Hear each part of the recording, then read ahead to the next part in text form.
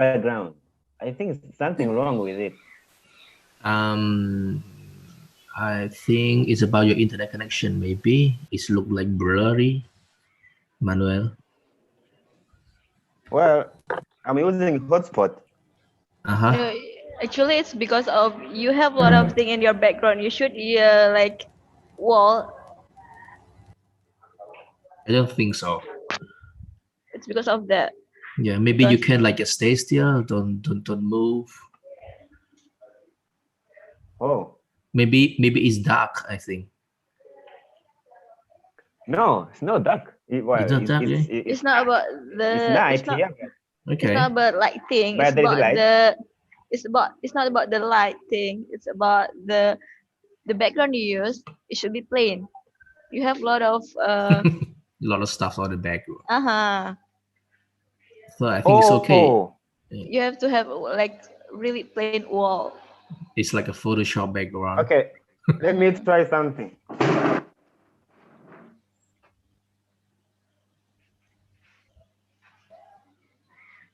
No? And then because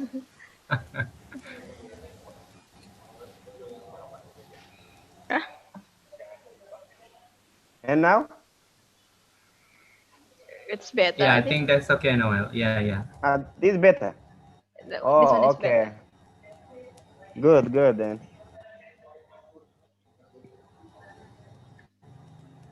Okay. Belum masuk.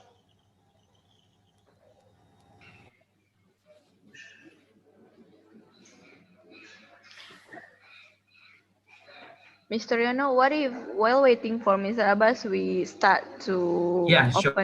Yeah. open the Okay. room for audience. So I think Yeah, we can open okay. this Mr. Hadi. Hah? Open.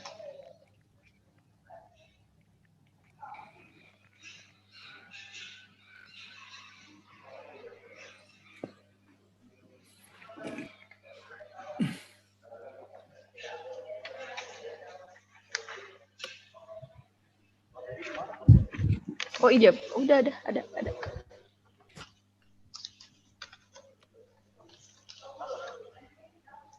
Siapa Prof Edi? So hello, welcome. This one our rector, Prof Edi Yusuf. Hi, good morning. Good So morning. Good morning, Prof. Good morning, Prof. So we're going to start the webinar like for 5 minutes, waiting for the participants to joining. Not for like maybe 3 minutes.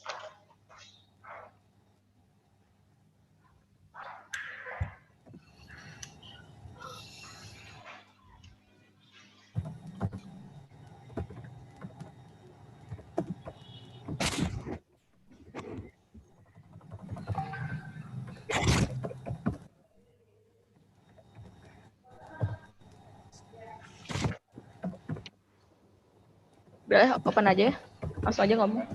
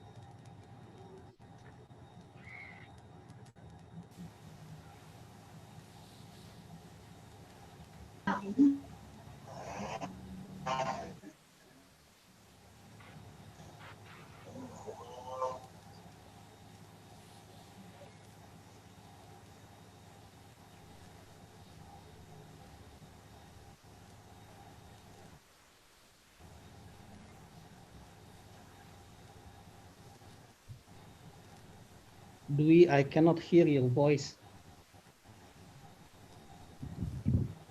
Yes, Actually, I'm in mute. Okay, maybe we're going to start the webinar. Okay, ladies and gentlemen, may I have your attention, please, because we're going to start our webinar. So first of all, I would like to say thank you to all of the audience, and then to greet the Honorable Rector, Professor Dr. Edi Yusuf, and then also the Honorable Vice Rector, Mr. Ades, and all the honorable speaker from all over the world. So today our webinar will be international talk and cross-cultural understanding. We have many speakers all over the world here. We have from Africa, Russia, Pakistan, Australia, Cambodia, Czech Republic, Myanmar, and of course from our lovely country is Indonesia. And I'm pretty sure that all of you are excited to hear what our speaker is going to share. And me myself can't wait to listen to our speaker because cultures, if you're talking about culture, discussing about culture is always an interesting topic to discuss. Okay, before we start, if you have any questions during presentation, please type in question box, and then please mute the mic when the speaker presenting, and then in the end of the discussions, our moderator will open a question and answer sections. And then, first of all, maybe I would like to invite our rector, Professor Dr. Edi, to give a welcoming speak. So, Professor Edi, please. Okay, thank you, Miss Dwi. Assalamualaikum and very good morning, everybody. My Excellencies, the Deputy Director, Mr. Ades, my honorable speakers, there are 6 speakers, I think, for today, the Dean, and also all the participants of International English and Cross-Culture Understanding Program. It is my honor and privilege to have been given the opportunity to officiate this program. And it is my great pleasure also to welcome all of you to the international webinar organized by the Jakarta Global University. We are proud that we have quite a number of participants. Today we have about 500 actual participants. And also we have very good speakers come from, I think it's from 6 countries, from 8 countries. It is really, we are really proud about this. Okay, then ladies and gentlemen, the program is, I think the program is created not only for the learning English, but it is also a platform for young generation to exchange of ideas, the fostering of understanding across geographical and culture divided is of the essence, I think, because currently we are living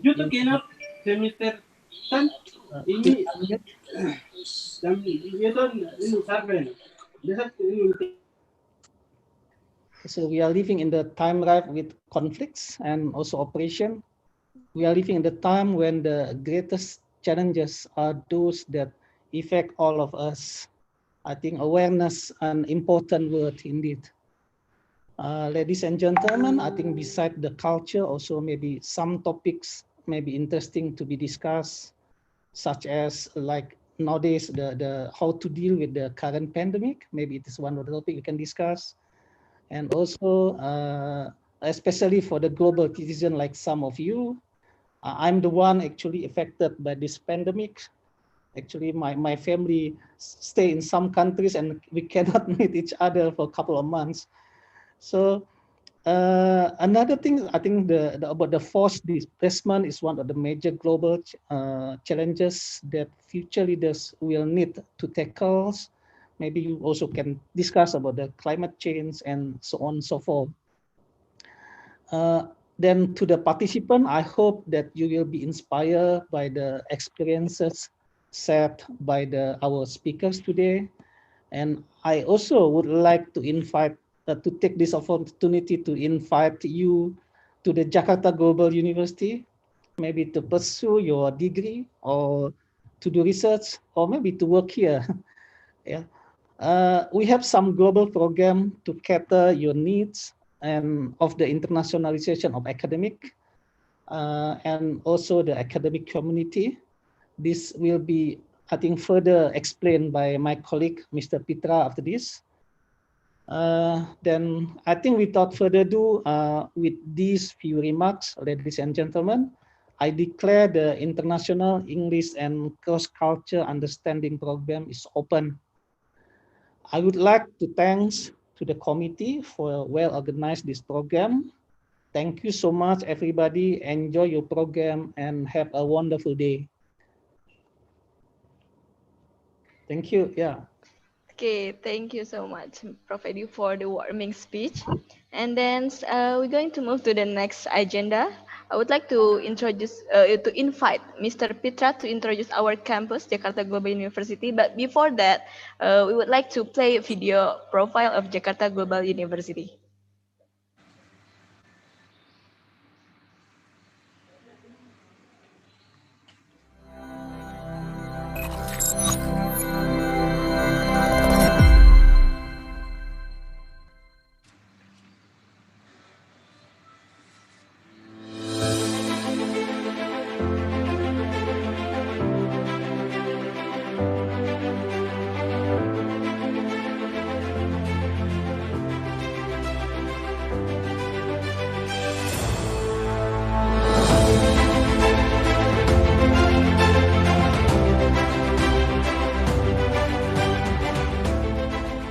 JGU, Jakarta Global University. Didirikan pada tahun 1972 dengan nama Sekolah Tinggi Teknologi Jakarta atau STTJ. Berfokus pada bidang ilmu yang berkaitan dengan teknologi. Pada tahun 2019, STTJ bertransformasi menjadi institut dengan penambahan program studi di bidang kesehatan yang kemudian berubah nama menjadi Institut Teknologi dan Kesehatan Jakarta. Transformasi ini juga turut ditandai dengan groundbreaking gedung kampus baru setinggi 28 lantai yang dimulai dengan fase pertama setinggi 5 lantai.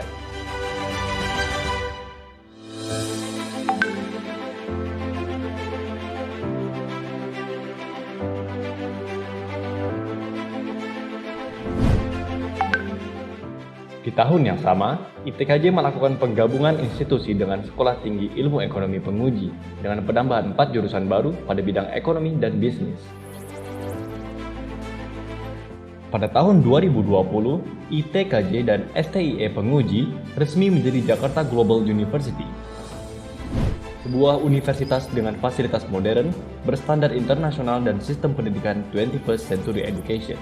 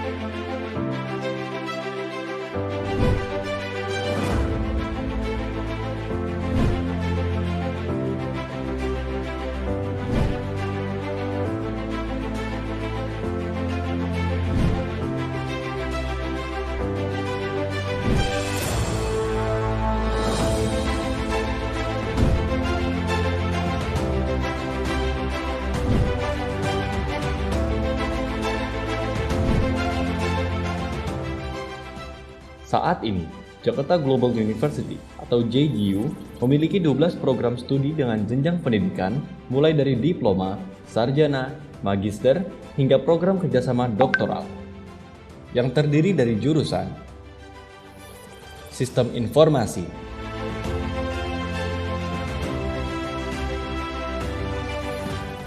Teknik Industri,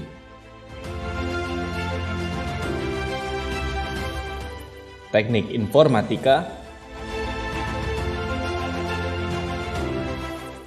Teknik Mesin,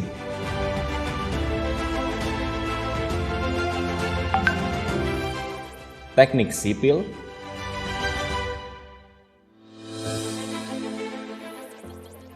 Teknik Elektro, Magister Teknik Elektro,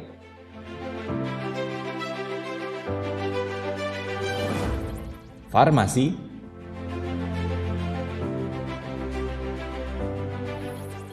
Manajemen,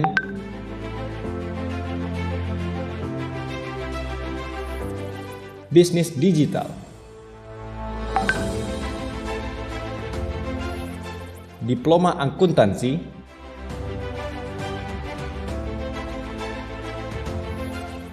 dan Diploma Manajemen Pemasaran.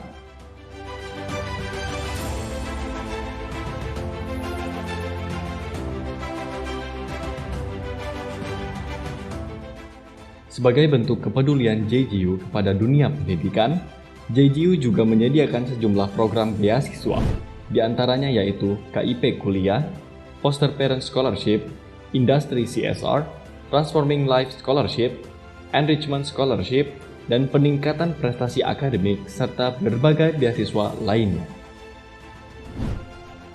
Sebagai kampus yang mengusung konsep global dalam sistem pendidikannya, JGU menjalin kerjasama dengan beberapa kampus di luar negeri seperti Malaysia,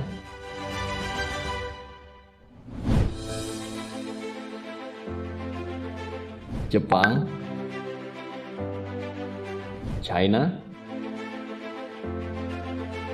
Irlandia, dan Kamboja. Kerjasama internasional ini mendukung penuh GMP atau Global Mobility Program yang menghadirkan berbagai program, salah satunya seperti Double Degree Program, sebuah kelas kerjasama antara JGU dan MSU atau Management and Science University Malaysia dengan pengakuan 2 ijazah dari tiap universitas, di mana mahasiswa akan belajar selama 6 semester di JGU dan 2 semester belajar di MSU. Selain program double degree, JGU juga menghadirkan program global lainnya seperti International Student Exchange, International Internship, dan International Study Tour. Dengan mengusung sistem pengajaran 21st Century Education, JGU menghadirkan pengalaman belajar yang mengutamakan pengembangan skill mahasiswa yang terwujud dalam paket program GEMS atau Graduate Employability Skills.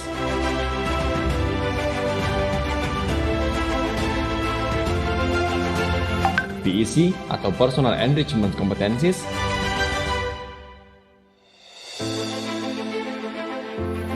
dan juga mentoring.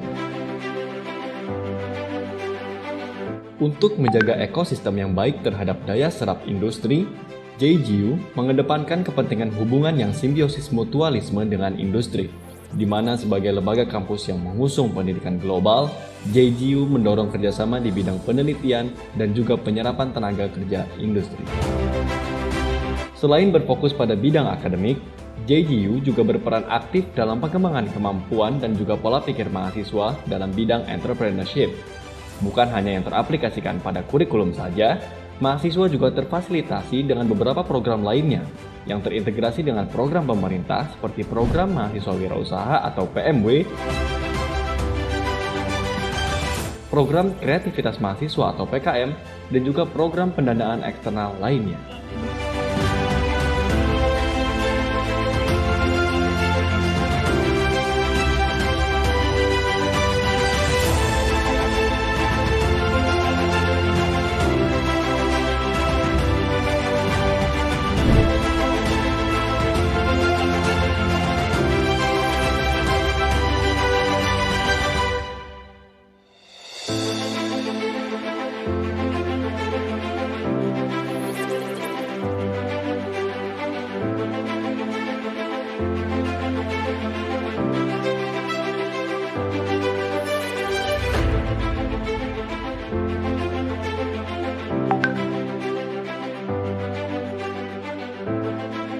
Jakarta Global University, mengubah hidup, memperkaya masa depan.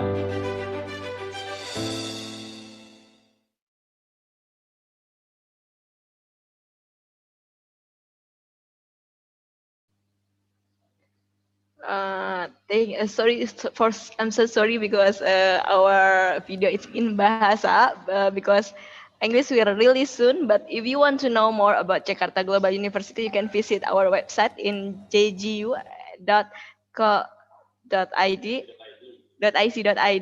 or you can contact me. I will serve you with any language you want, of course.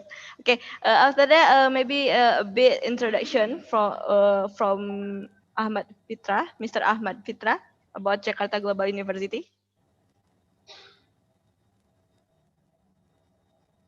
Okay, thank you, Miss Dwi. Now saya izin share screen ya. So as I know the participant lot of from Indonesia, so saya akan menggunakan bahasa Indonesia lebih baik, and then mix with in English. Okay. So as you can see, before that, okay, Assalamualaikum warahmatullahi wabarakatuh and very good morning to everyone. Terima kasih kepada Bapak Rektor kita, Rektor Jakarta Global University, Profesor Dr. Idi Yusuf yang telah meresmikan acara kita pagi hari ini. Di sini saya sedikit menjelaskan tentang kampus yang ada di Jakarta Global University. As you can see at the video, dia telah menjelaskan tentang detail fasilitas, learning method, segala macam itu udah dijelaskan dalam video tadi. Tetapi saya lebih menekankan to everybody, kalau pengen lanjut ke Jakarta Global University, bagi yang bachelor holder pengen melanjutkan S2, bagi yang master holder mungkin pengen melanjutkan ke S3, insya Allah kami siap untuk menyediakan ataupun memfasilitasi ataupun memberikan konsultasi yang terbaik untuk semuanya. Oke, so di sini yang seperti yang di video tadi itu kita mempunyai beberapa program studi, yaitu D3, diploma, bachelor dan juga master dan juga PhD. Di sini master dan PhD di sini yang paling bagus adalah kita sangat komplit dan mempunyai kolaborasi dengan MSU Malaysia, baik semua jurusan itu ada. Jadi baik saya lihat tadi itu ada beberapa dari Pemkap, Stikers, mungkin pengen melanjutkan S3-nya, kita siap untuk memfasilitasi ataupun memberikan konsultasi yang terbaik jurusannya nanti. Oke, di sini jurusan-jurusan yang ada di Jakarta Global University yang tadi itu seperti ada civil engine, teknik sipil, kita ada teknik mesin, kita ada sistem informasi, dan juga kita ada teknik industri, dan juga kita ada juga yaitu teknik elektro, serta kita ada juga teknik informatika, termasuk juga kita ada fakultas farmasi, manajemen, dan juga bisnis digital. Oke. Ini yang paling menarik sebenarnya di JJU. Oke, JJU ini kita ada program double degree. Program double degree ini adalah skemanya itu 3+1. Oke, di mana 3 tahun itu belajar di JJU Jakarta Global University dan 1 tahun nanti di MSU Malaysia Management and Science University. Oke, di sini akan mahasiswa mendapatkan internationalization-nya itu lebih terasa nanti dibandingkan dengan mahasiswa reguler, di mana nanti akhir dari perjalanan belajarnya dia akan mendapatkan 2 ijazah, yaitu 1 ijazah dari JJU, 1 lagi ijazah yang diterbitkan oleh MSU Malaysia. Oke. Dan di sini juga saya akan sedikit menjelaskan tentang program yang ada double degree-nya di JJU dan juga MSU Malaysia. Yang pertama yaitu teknik informatika untuk adik-adik yang masih SMA. Ini saya lihat masih banyak banget ya yang SMA, yang kelas 2 dan kelas 3, mungkin bisa kontak kita, kontak saya pribadi ataupun Miss Dwi untuk untuk melihat karir ke depannya dan juga jurusan yang terbaik untuk adik-adik semua. Selain teknik informatika, kita ada juga teknik elektro, ya teknik elektro, dan juga kita ada teknik mesin dan juga manajemen industri. Oke, ini adalah jurusan-jurusan yang bisa kita offer kepada mahasiswa SMA ataupun SMK untuk melanjutkan program studinya. Dan di sini yang seperti yang dijelaskan tadi, kita banyak sekali ada beberapa partners kampus, salah satunya yaitu EIT Island, kita ada UMS, kita ada JU Josai, terus kita ada MSU pastinya, dan juga ada juga UTZI. Oke, ini sebenarnya kenapa kita memberikan membuka peluang untuk partner keluar itu adalah ini untuk memfasilitasi mahasiswa kami. Jadi mahasiswa kami nanti bisa yang dijelaskan dalam video tadi ada yang namanya Global Mobility Program. Jadi dalam satu semester kalian bisa pergi ke kampus partner kita yang ada di sini. Jadi satu semester kalian di luar dan mengikuti sistem pembelajaran di luar gitu. Oke, mungkin bisa ke Island, mungkin bisa ke Josa University, mungkin juga UMS Universitas Malaysia Sabah dan juga MSU juga kita sangat terbuka untuk adik-adik semuanya. Jadi bukan cuma GMP, tetapi kalau mau membuat ada juga program kayak international leadership program, itu pun kita akan sediakan untuk mahasiswa kita. Oke. Dan ini yang paling unik sebenarnya di JJU ya. Yang paling unik di JJU ini adalah mahasiswanya akan dengan GEMS, Graduate Employability Skill. Ini wajib kita. Jadi pada saat belajar nanti bukan cuma di sistem akademik, tetapi di dalam soft skill ini kami akan tanamkan untuk mahasiswa kita. Oke, salah satunya itu community service, industry visit, club membership atau societies, external competition, dan banyak lagi yang seperti adik-adik lihat di screen sekarang ini. Dan di sini kontak-kontak yang bisa kalian hubungin ke kita, atau nanti saya akan share kontak saya di dalam grup chat untuk mengetahui tentang jenjang lanjut untuk S2, S3 ataupun S1. Dan paling menariknya lagi adalah JJU sekarang kita buka registrasi untuk intake Maret 2021 mulai dari minggu depan. Jadi mulai dari minggu depan kita sudah buka untuk entrance test. Jadi pada mahasiswa yang ingin lanjut ke kampus kita, kami akan mengadakan tes online. Tes online ini untuk menentukan yaitu kualifikasi dan juga partial scholarship kita. Oke, di sini kami akan memberikan online test dan setelah mungkin dalam waktu 1 minggu kami akan informasikan ke mahasiswa tersebut, calon mahasiswa tersebut untuk jurusan dan juga apa yang telah dia dapatkan melalui tes tersebut gitu. Oke, untuk yang dari speakers ataupun institut yang sudah join dengan kita, yang mungkin bachelor, pemegang S1 dan juga S2 sekarang ini bisa untuk lanjut S3 ke kita juga. Oke, dan mulai dari next week sekali lagi kita akan mengadakan registration dan juga entrance test untuk semua mahasiswa, baik S1, S2 dan juga S3. Itu saja yang saya ingin sampaikan karena kita tidak sabar untuk menunggu talks dari speaker-speaker dari luar kita, yaitu International English Talk and Across Cultural Understanding. Di sini kita sudah membawakan speaker-speaker dari luar untuk pengetahuan tambahan kepada mahasiswa atau calon mahasiswa yang hadir pada pagi hari ini. Oke, itu saja yang saya dapat sampaikan. Saya akhiri. Wassalamualaikum warahmatullahi wabarakatuh. Okay, thank you so much, Mr. Firta. Like our rector say, Mr. Firta, we are welcome you to, if you want to pursue your study in Jakarta Global University or you want to collaborate in research or anything, we are very welcome. So before we move to the next agenda, I would like to invite our rector, Prof. Edi, and all the speaker and also all the audience to take a picture together before we start our webinar.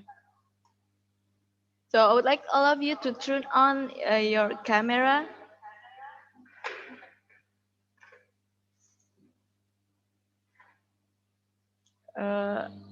Operator, please. Okay. So Prof. Edi-nya sudah? Sudah. Okay, so everybody smile. 1, 2, 3.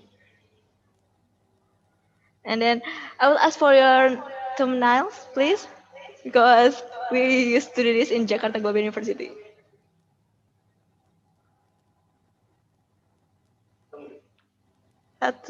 One, two, three. Okay, thank you so much. Okay, maybe this time to turn the time over to Mr. Yonoma Lakiano, our moderator, and also will lead our discussion today. But before that, I would like to introduce a bit about Mr. Yono. Mr. Yono is a CEO of Englisopedia Yogyakarta. Englisopedia have labeled as the cheapest language course in Indonesia. What Mr. Yono did is really noble. He helped underprivileged students to learn English. And please welcome Mr. Yono.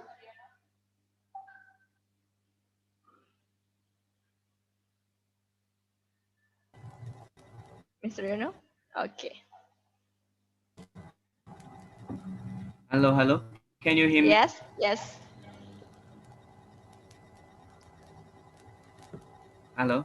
Okay, Mbak Dwi. Okay, well, Yes. everybody, so sorry. I need to change my position, and just now quite good, but I get problem with the connection. But then it's great to be your moderator this morning, and then we would like to introduce some of the speakers today. So thank you so much for the opportunity given to me as the moderator. We would like to have 7 speakers this morning. First is going to be Mr. Emmanuel Nizeyukumiza from Burundi. It's far well live from Burundi. And now we have talked in the morning that now the time in Burundi is like 4:30 in the morning. So thank you so much, Mr. Noel, for joining us. Okay, the second is going to be Mrs. Polina Konenkova from Russia. Now we also would like to talk with Mrs. Polina. And then second, we have, and the third, we have Matthias Hammer. Now he is in Australia. He is from Austria, but then now he is in Australia. And I'm happy to meet him. And later we also would like to share with him about cross-cultural understanding. And then also we have UK Samsei Hub from Korea, and also we would like to share about his experience, the culture, and many things about Cambodia and Indonesia. And then we also have Mrs. Jana Vlasakova from Czech Republic. Now she is in Czech Republic, so yeah, that's incredible to meet her. And then I think now in Czech it's going to be maybe 2 or 3 o'clock in the morning. So thanks so much for joining us. And then we also have, the last but not least, we have Mr. Kyo Zinlat from Myanmar. So ladies and gentlemen, and all participants, so welcome to our webinar today. And then we would like to start with our first speaker. We're going to have Mr. Matthias Hammer from Austria. And I would like to read a little bit about the biography of the biodata of Mr. Matthias. His name is Matthias Hammer, Magister of Philosophy in KFU Graz, and then he is Austrian.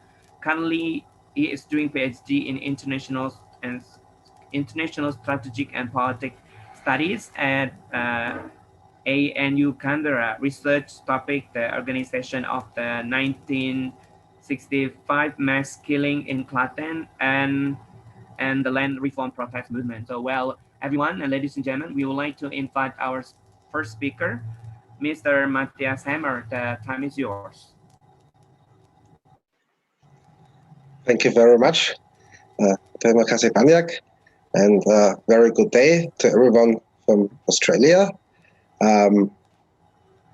I appreciate the opportunity to be here with you today to tell you about my home country.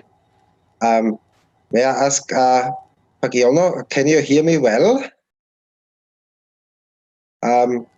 Just checking that my microphone is working. Well. You can hear me well. That's good. Thank you. Yes. Excellent. Excellent. Thank you. Welcome you all. And thank you very much for your interest in my home country, Austria, about which I'm going to tell you a little bit now. So Austria is a country in Europe.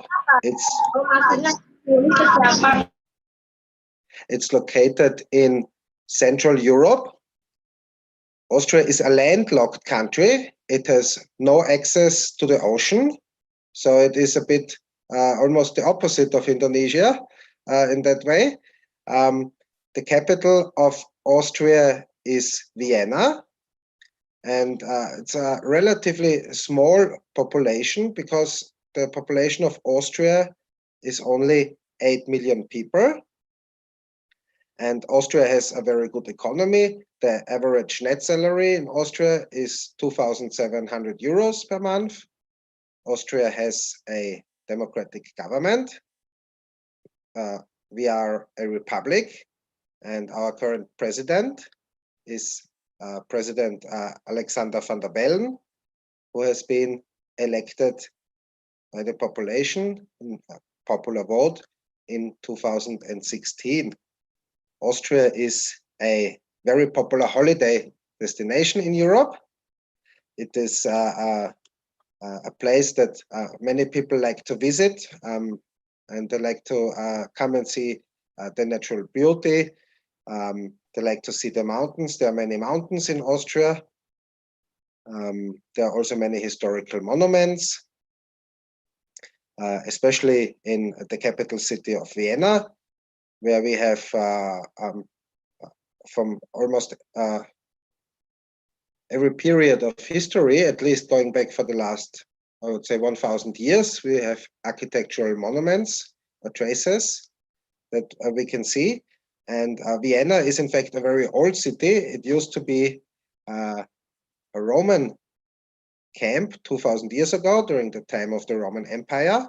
And even in the center of Vienna, you can actually see an archaeological site where you can actually see some excavations that show that Vienna is a very old city, 2,000 years old, in fact. So many people like to visit Austria to see the culture or to appreciate the nature. It's one of the top holiday destinations in Europe, together with Rome, Paris, London, Amsterdam, and Madrid. Vienna has also been voted the most livable city in the world by the Economist Intelligence Unit. So the Economist is a weekly magazine. I think it's a British magazine, published every week in Britain, and every year they hold a vote for the most livable city in the world. And recently, Vienna has won the competition and has also won similar such competitions in recent years that were made by other sort of people who made lists of most livable cities in the world. And some of the reasons why Vienna has been considered to be such a desirable place to live. People said they like the architecture. They also like the size of the city. It's a very compact city. Compact means it is not spread out. It is not a very big city. It is easy to go everywhere within a short time. In connection with that, also the public transport is considered to be very good public transport, and it's also very cheap. Everybody uses it. Even the president, Alexander van der Bellen, whom I mentioned before, he uses the public transport. You can sometimes see on social media when he takes the train to travel somewhere in Austria, or when he takes the subway to go to work. And for us, this is a good thing, because we Austrians, we like to believe in equality, and we like to think that we should all be equal. So I've talked about the public transport. So that's the third reason that people have said why Vienna is for them a very livable city. People also mentioned the diverse food. There's a lot of migration in Vienna. People come from all over the world. So as a result, today, many of the people who live in Vienna, they also open restaurants. They offer the food to share with each other. So if you go to Vienna, you can have lots of different types of tasty food. People also like the coffee shops. The coffee shops are something very uniquely Austrian. They're a very important part of our culture. And I'll talk about that a little bit later, if there is time. Another reason why people like Vienna is because it's very easy to rent. especially young people. It's easy for them to come into the city, to find a place to rent. It's also very cheap to rent. And the city is also considered to be very clean. Austria as a general, Austria as a country is also a very popular skiing destination. Many people go to Austria during the winter time. In Indonesia, you have Musim Panas and Musim Hujan. You've got the rainy season and the dry season. In Austria, we have the summer time and the winter time when it gets really cold, and often there is snow, especially in the mountains. And in recent years, in the 20th century, an industry developed in those mountains, and that industry is a winter sport and skiing industry, where many people like to go to resorts in Austria, spend a week there, and go skiing or snowboarding in the mountains. And also, when it comes to sport, Austrian athletes are very successful in winter sport competitions. They're very good at skiing races, ski slalom races. I wish I could say that Austrian athletes are also very good at soccer, but unfortunately, the Austrian national soccer team is not very successful. Austrians like to watch soccer a lot. It's a very popular sport, but unfortunately, our national team isn't playing very well in international competitions. Maybe I can also give you a list of famous Austrians. Famous Austrians include people that we are proud of in a way, to say that they come from our country, such as the painter Gustav Klimt, the musical componist Wolfgang Amadeus Mozart, and also many other classical musical composers like Strauss, Haydn, Schubert. Another famous Austrian is a painter called Friedensreich Hundertwasser, who recently, well, towards the end of the 20th century, was a very well-known, internationally well-known painter from Austria. Famous people from Austria, unfortunately, also include criminals like Adolf Hitler, who was the leader of the Nazi movement. He became a German dictator, and between 1939 and 1945, he started World War II, killed more than 50 million people, and destroyed Europe. And at the end, Europe was in ruin. All the big cities, they were all ruined and destroyed, and everything had to be rebuilt again. And after that happened, many people in Austria said that they want to learn from history. They want to make sure that people do not repeat the mistakes of the past. Historically, Austria was actually one of the big countries of Europe. It was the seat of the Habsburg Empire. The Habsburgs were one of the great European royal dynasties, and for 600 years, the Habsburg family, were the overlords of Germany, and they ruled from Vienna. So Austria was also politically very much at the center at that time. And during this time, the royal court, the imperial court, also supported arts and music, paintings, architecture, and the traces of this time can still be seen in Austria today, and are also a reason why many people like to come and visit Austria to see the architecture and other famous works of art. But historically, in the history of Austria, over those many hundreds of years during the Habsburgs, there was also a lot of war, a lot of violence, and in the end, it became too much for many people in Austria. They said that they want to become a different type of country. Indeed, Austria used to be a very big country. At the beginning of the 20th century, it was one of the biggest countries in Europe. It lost World War I, it lost a lot of territory. This territory then, people, they set up their own countries, they became independent countries. The result was that what was left of Austria was a small country, and then after World War II, it was destroyed, and Austria then decided to become a neutral country. So instead of being a big player on the field of world politics and a country that tries to shape and influence, at least on the European level, politics, Austria sort of adopted a policy of saying, from now on, we want to be neutral. If there are conflict, if there is war in other countries, we do not interfere.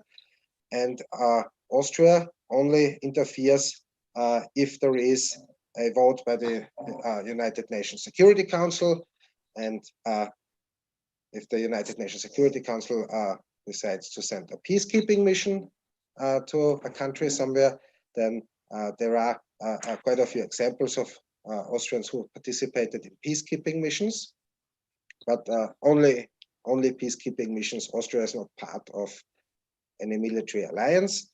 And every year on October 26,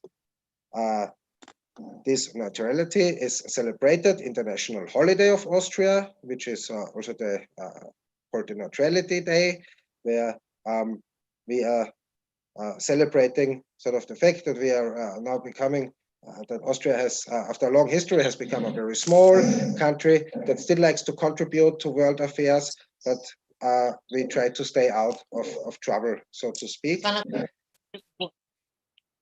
And before I finish, let me briefly talk about the coffee house culture, which is also very important in Austria. Austrians very much appreciate the atmosphere of the coffee shop, especially in Vienna. People like to visit the coffee shops just for the atmosphere.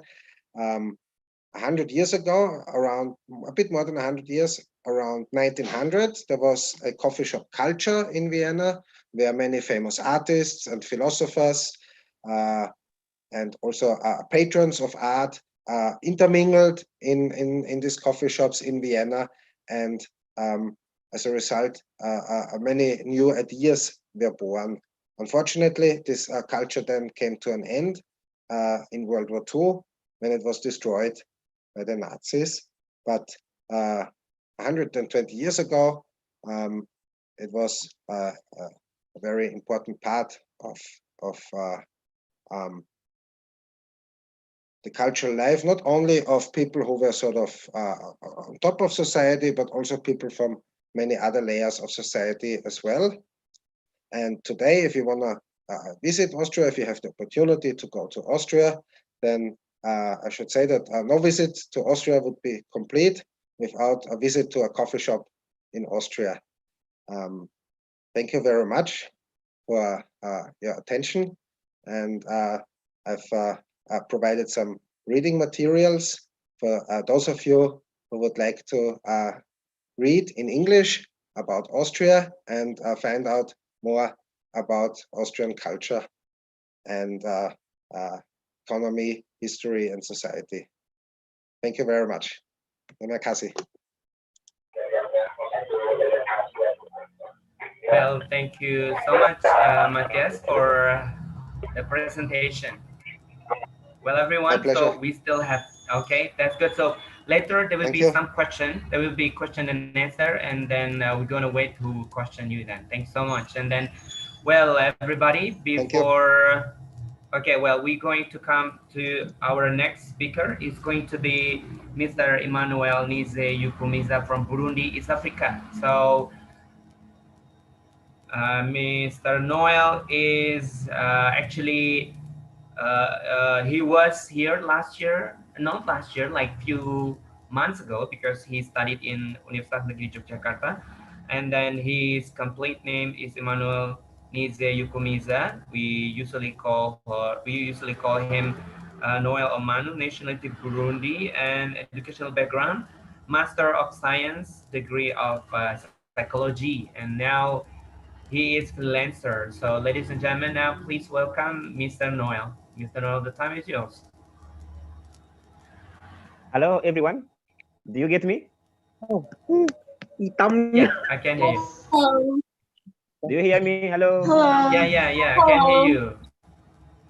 Good. Let me try to share my presentation.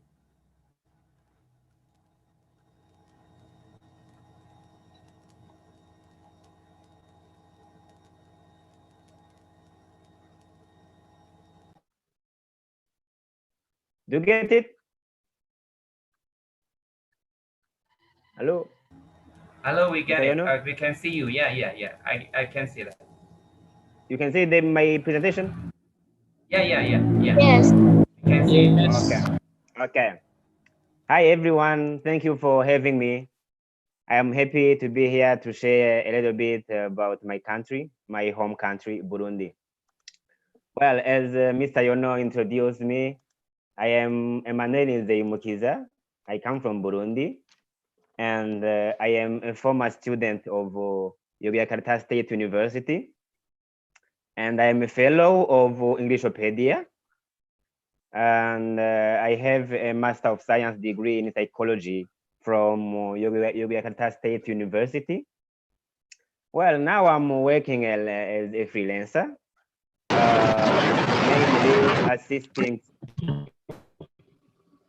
mainly assisting students with the academic writing, with the data analysis, with the translations, and with the article publishing.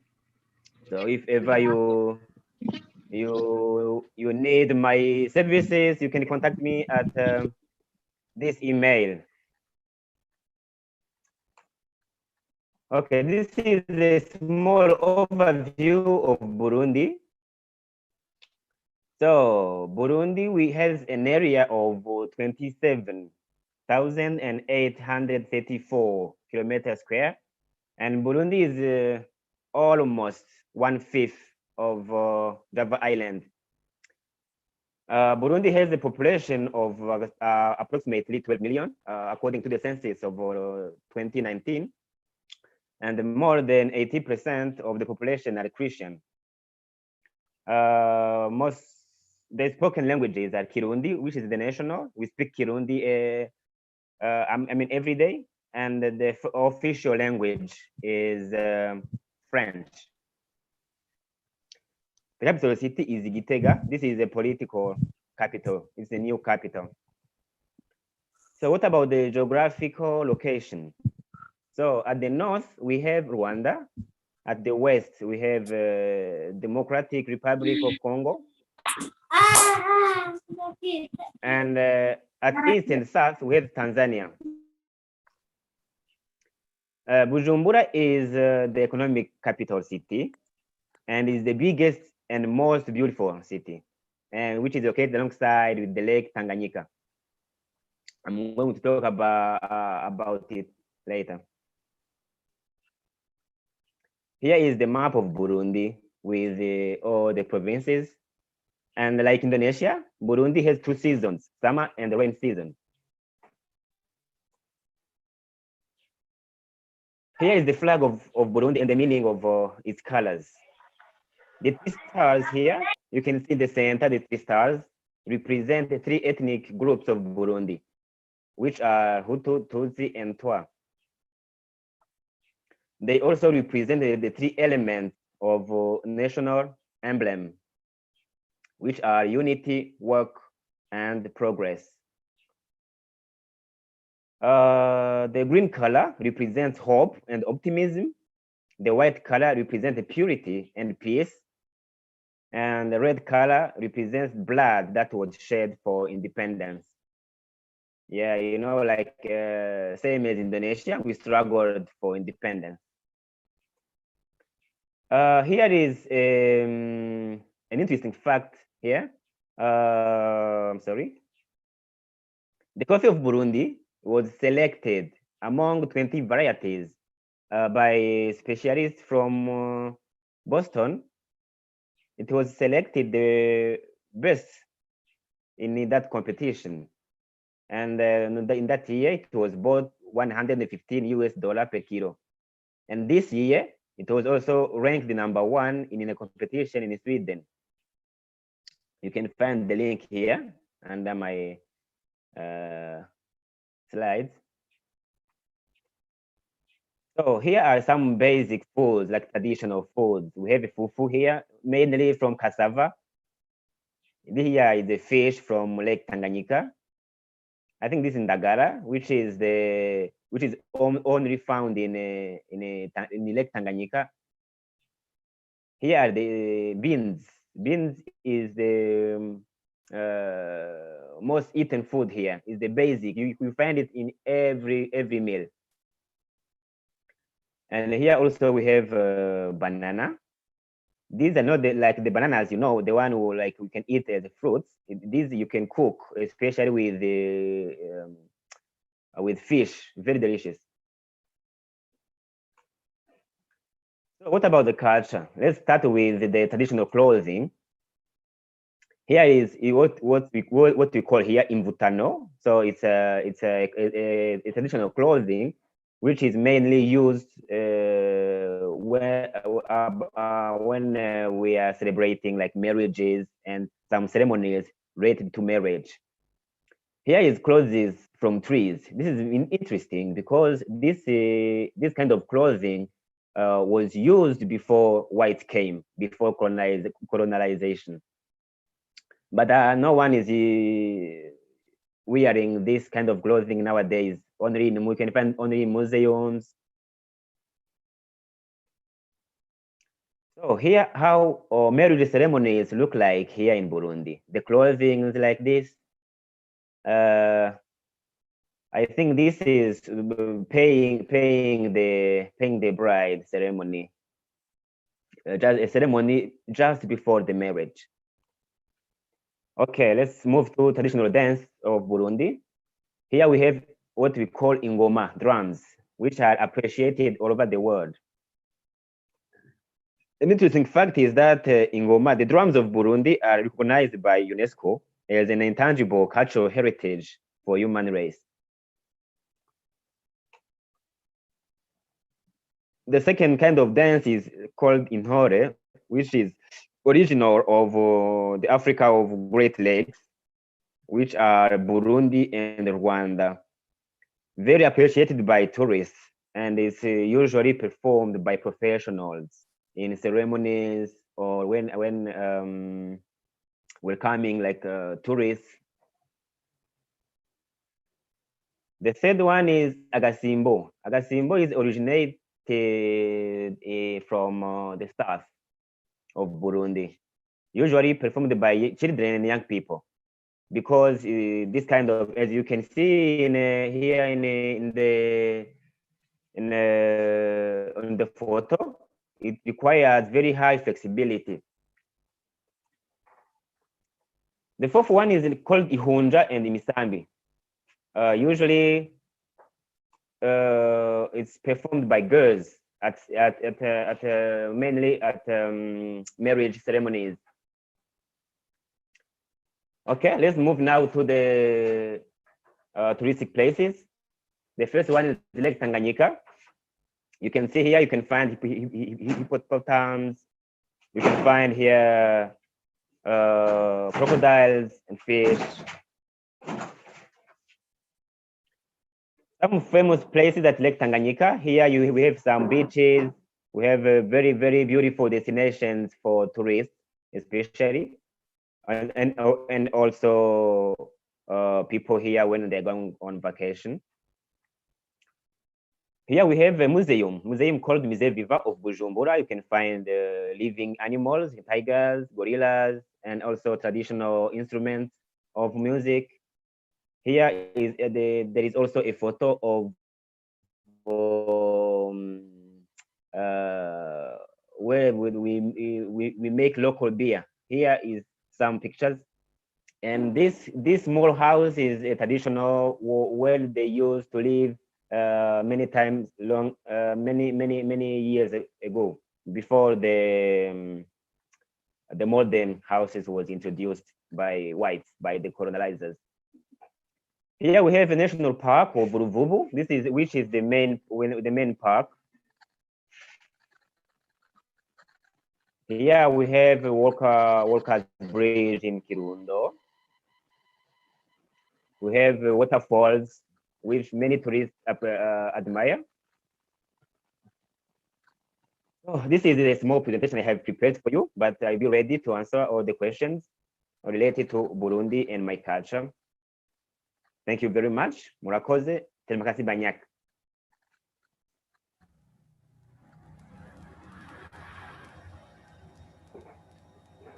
Okay, well, thank you so much, Noel from Burundi, live from Burundi, yeah? Yes.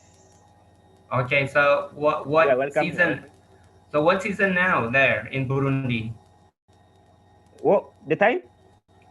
The season. What kind of season right now there in Oh, Burundi? the season is rain season now. Now it's rain season. Hello. Okay. Okay. Yeah. Yeah. Okay. So thank you so much. Thank you so much for the sharing. And then later, of course, there will be a question and answer after this because I believe there will be more people want to know more about Burundi and the culture. Yes, for sure. Okay. Thank you so much, Noel. You are Okay. welcome. Well, Most welcome. ladies and gentlemen, thank you. And now we still have okay. So we still have other participant. Now we would like to invite our third participant.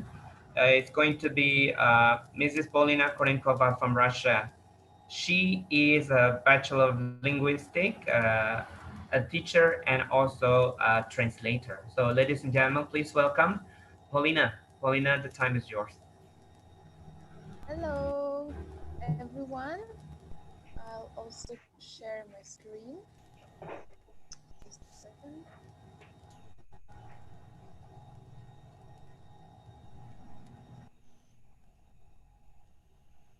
Okay, hello. Привет, привет. Hello, everyone. And I hope Привет. fun Как дела? facts about Russia. Привет, как дела? Yeah, Привет, Emmanuel can привет. speak Russian because he Yeah. was living in Russia for 5 years, guys. It's amazing.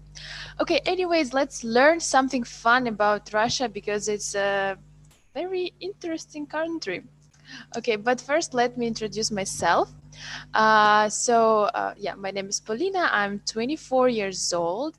I'm from Kaliningrad, Russia. So you see this arrow and this little region on the map, this is where I'm from. So Kaliningrad is the region of Russia which um, separated from Russia, right? So we don't have borders with mainland of Russia. That's a bit weird. So we are like island in Europe. Yeah, because during the Second World War II, these parts were taken from this part of the land were taken from Germany, and then it became the USSR, and the USSR collapsed, and that's how we are separated, but still we are Russia and there are Russian people living there. So it's very small, right? Very small. Kichil. So, and you can see that the Russia itself is quite big, right? So, and the first fun fact, sorry, one more map. So if you see in the world map, this is Kaliningrad and this is Indonesia, right? So you can see where it's located. Okay, let's move to the fun fact number one. Russia is big, but not that big as you think. Why? Okay, let's once again look at the map. So you can see Russia, you can see Indonesia. But we all know that the globe is the planet Earth is a shape of a sphere, right? And this shape doesn't tell us the truth about the real size of the countries. So, and there is one website, you can find it on the internet. The name is The True Size Is, and you can pick Indonesia, the pink, right, the pink country, and if you move it to the north, yeah, you see we're moving Indonesia to the north, and we see how big Indonesia becomes, right? Because the once again, the sphere uh, doesn't tell us the truth about how the countries look like. So I'm not quite sure if you take also Burundi, for example, from the equator, right, it will be bigger. And yeah, and if we move Russia to the equator, you can see how Russia will look like if it locates on the equators, right? So, but approximately, yeah, Russia covers more than a ninth part of the Earth's land area. So it's still big, but it's not that big as you think. So I hope it's fun. Okay, fun fact number 2. All population of Russia can live on Java Island. For me, this one is so crazy. I really like to share this. And so if you can, if you Google population of Russia, equal, right? And if we Google the population of Java Island, it's 141 million. Yeah, but we can see that the year is 2012. So um, most probably the population has raised. So approximately it's the same.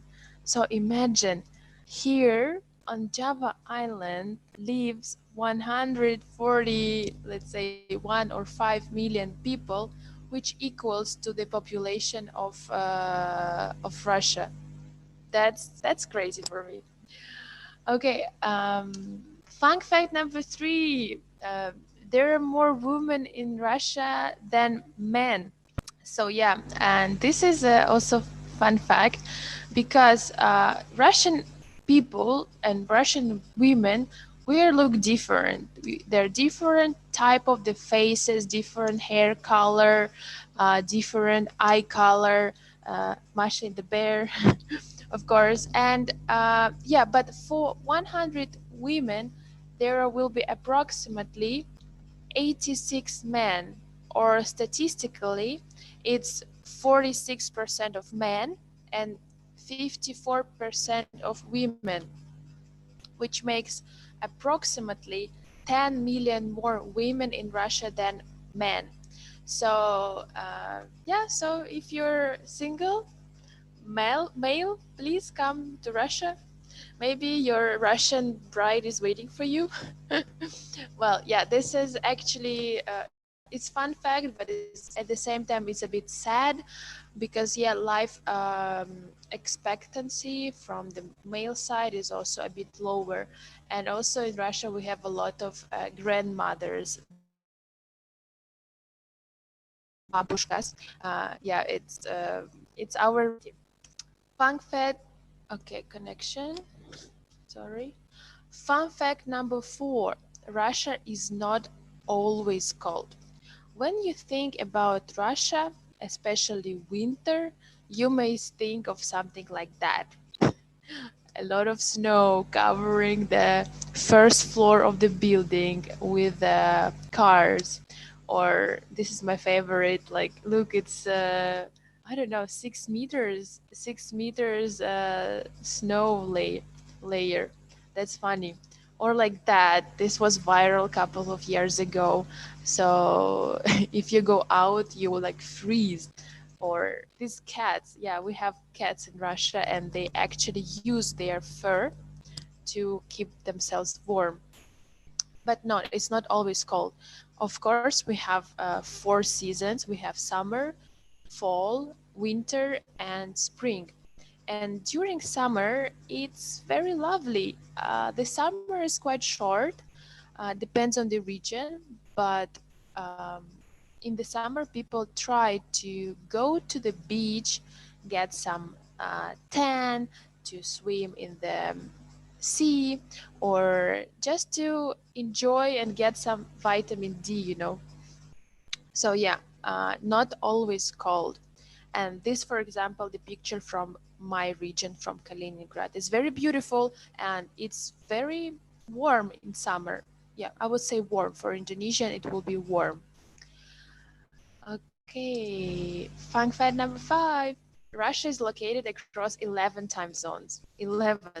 So yeah, it's quite surprisingly, because yeah, some of the time zones are like very small. Like you see, Omsk time, it's very small, and or Kaliningrad time, yeah, just very small regions has their own time zone. And if you compare to Indonesia, Western Indonesian time, UTC plus 7, it's a Krasnoyarsk time, and then plus Irkutsk plus Yakutsk.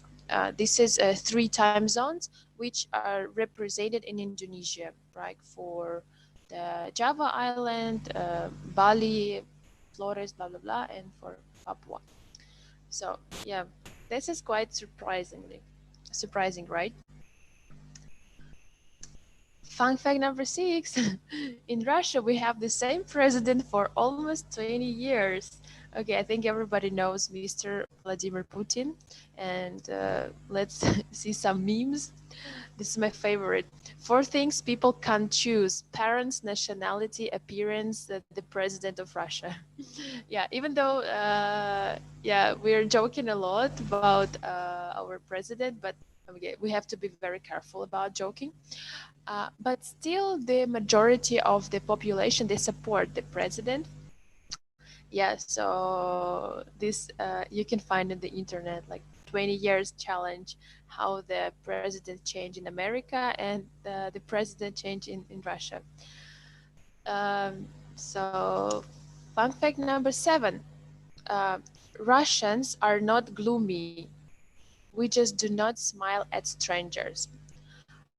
This is maybe surprising to you if you travel to Russia and you are in the bus or you are in the metro, and the people, they are not smiling when they look at you.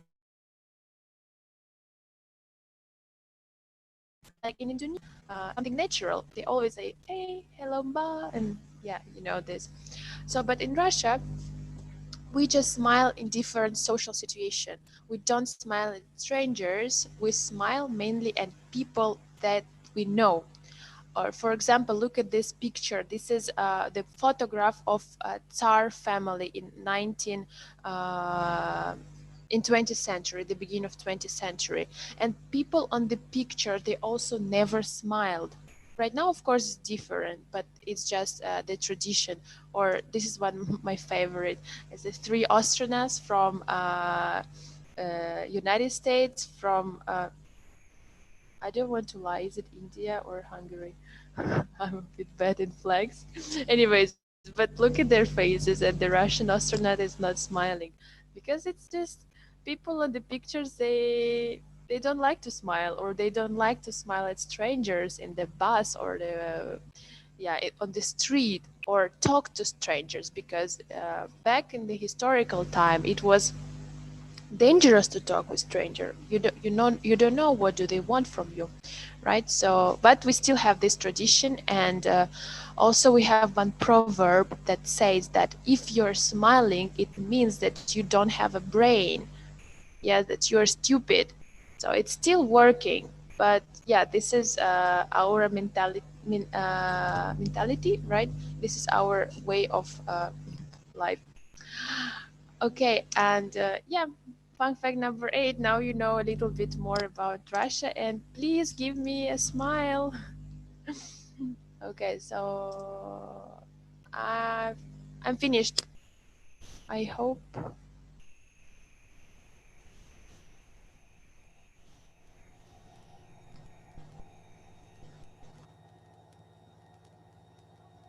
Hello, hello, Paulina. Hello. Yep. Okay. Okay. Well. Okay. Thanks so much for the sharing about Russia, fun facts, and later on, of course, there will be some question about this. But then, before we come to question and answer session, we would like to go right away because our time is not much. But then, just one question before we move to next presenters. What season now is in Russia at the moment? Right now is the end of the fall, but it's already beginning of winter, so it's already snowing. and cold. Okay, now because you live in Jogja, so what do you think? Can you compare? Can you compare the weather? Like, which one do you prefer more to live?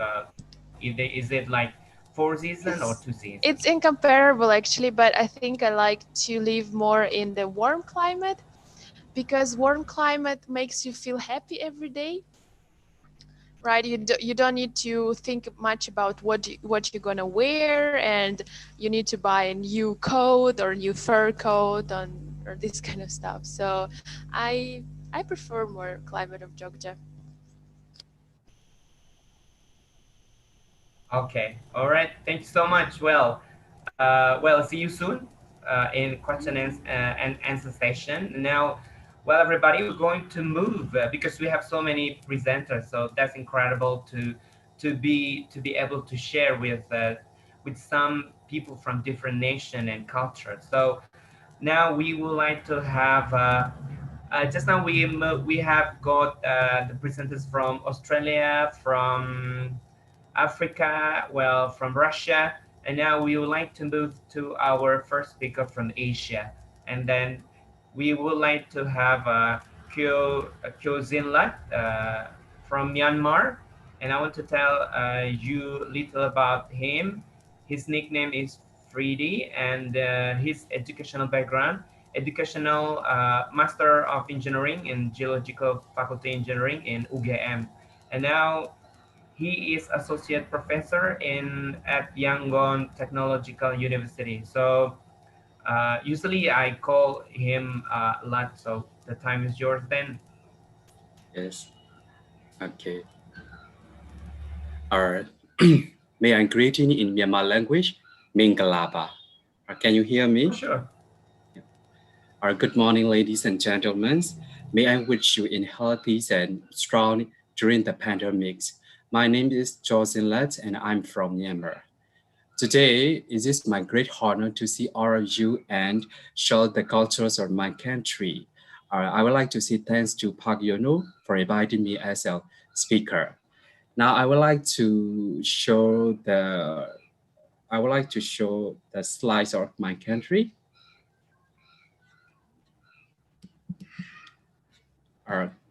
Can you see it? Can you see it? Is everyone? Can you see?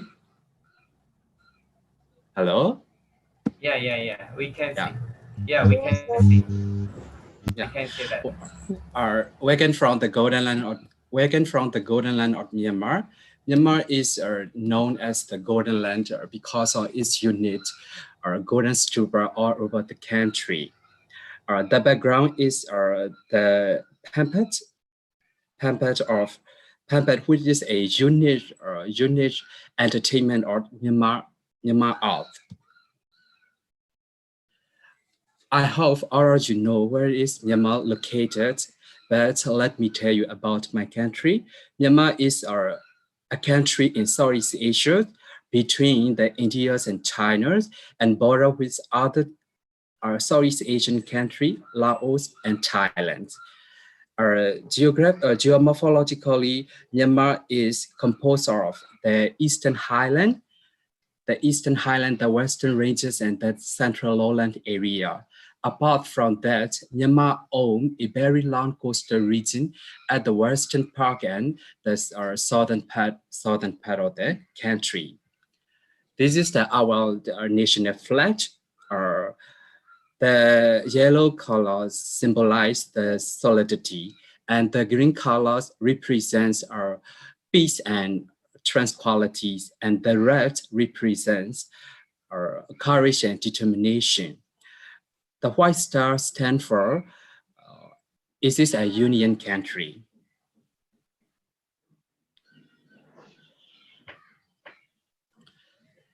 Myanmar, a nation born with a wide diversity, with more than hundreds of ethnic groups with different religions, live long together in peace throughout a very long history. Now, I would like to talk about the facts and figures of Myanmar country. The total population are approximately 51.4 million. Of course, the majority of peoples are Buddhism. However, Myanmar has freedom for religious affairs. According to the Constitution, each citizen can worship what religion they believe or what religion they like. Burmese language are official language, and are all the people in Myanmar speak Burmese language. However, all ethnic groups have their own languages and dialect. Yangon is the former capital city and the largest and the most crowded cities in Myanmar. In this picture, there is the center point of Yangon. You can see the golden ancient stupa and the mosque and the church are being together at the center points of Yangon city. Naypyidaw is a newly city. The administrative cities of the governments, if I'm not mistaken, is maybe a 15 years old city. And Mandalay is the second largest city in the upper part of Myanmar. It was the last royal capital of Myanmar Kingdom before British colonization. Now I would like to introduce a brief history of Myanmar. In the 9th century, the Burma people entered the upper Ayeyarwady Valley, which is located in the central lowland of my country, and following the establishment of the first kingdoms of Myanmar began kingdom in 9th century. Before these kingdoms, there were only city-states all over the country. Since that time, the culture, the language, and Buddhism became slowly dominant in my country. However, after the Mongolian invasion, the Bagan kingdom was broken into several states. In the 16th century, reunified by the Taungoo dynasty. This is the second kingdom of Myanmar. And at that time, the country was for a brief period the largest empire in the history of Southeast Asia. Unfortunately, this dynasty was broken, and in the early 19th century, the third kingdom of Myanmar, Kongbao dynasty, was appears and its rule over an area that included modern Myanmar. Like other Asian countries, Myanmar became a British colony for nearly 800 years after 3 Anglo-Burmese wars. In 1984, the British colonization finished and Myanmar became an independent country. This is the traditional outfits or main ethnic groups in Myanmar. There are 7 main ethnic groups in Myanmar: Kachin, Kaya, Kayi, Chin, Mon, Myanmar, Rakhine, Shan. Rakhine, Shan. Like I said before, Myanmar is a country with a wide diversity, so that there are many sub-ethnic groups and those main ethnic groups in Myanmar. Now, I would like to talk about the festivals in Myanmar. Myanmar is a wide diversity country, so that there are many festivals in Myanmar all over the Myanmar throughout the year. However, here I would like to introduce San National Festival. I mean the most famous festivals in Myanmar. The most significant festival is Tintin Festival. It is also known as Water Festival. It is always held in April of every year. Is remarked at the end of Myanmar years in Myanmar calendar.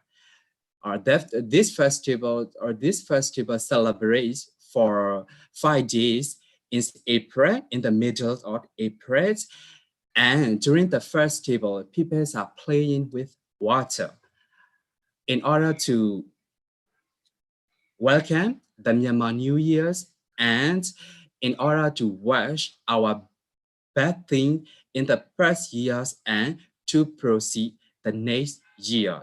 This is the most significant and famous or national festivals in Myanmar. Now I would like to talk about another national festivals, or we call the Danger Festival. Is this lightning festival? It's always held or held on the full moon days or month in Myanmar lunar.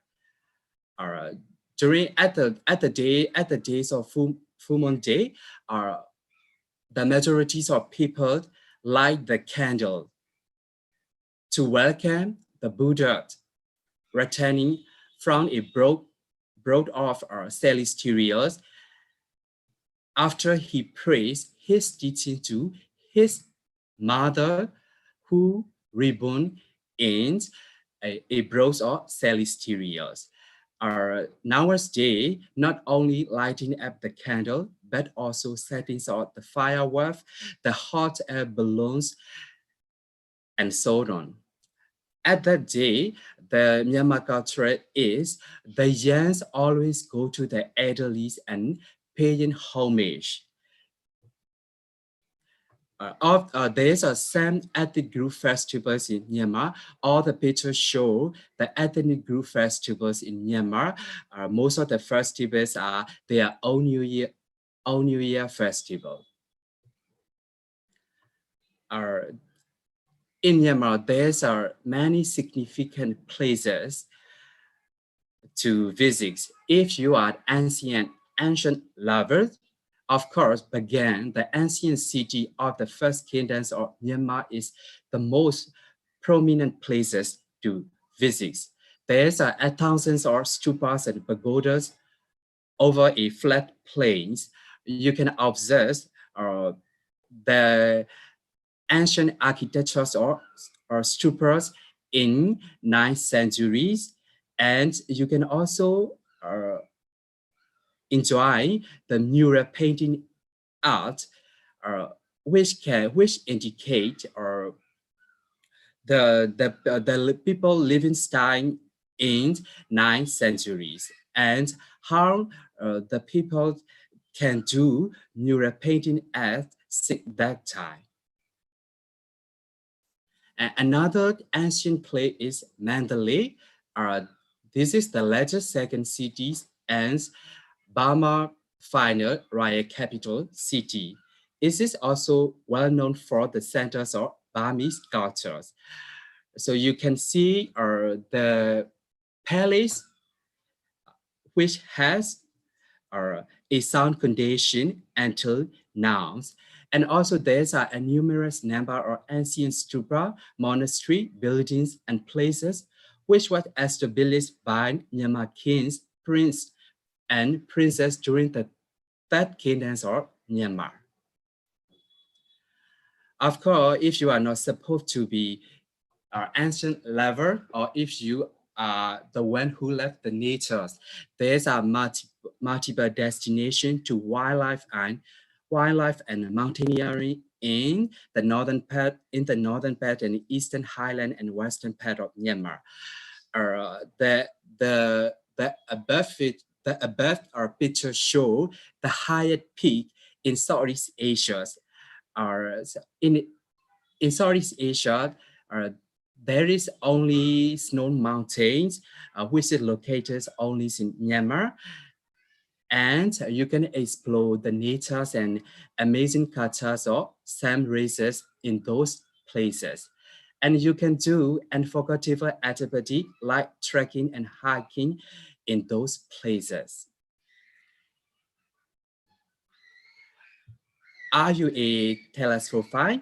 If so, there's a lot of places to visit in Myanmar.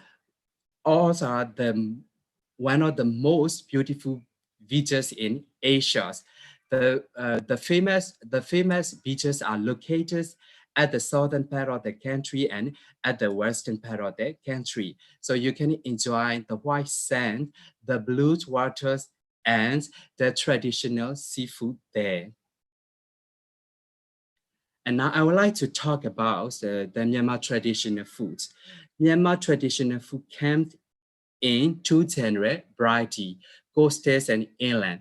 Like the largest city or the main cities are Yangon, which is located in coastal area. So there's extensive use of fish and seafood-based products.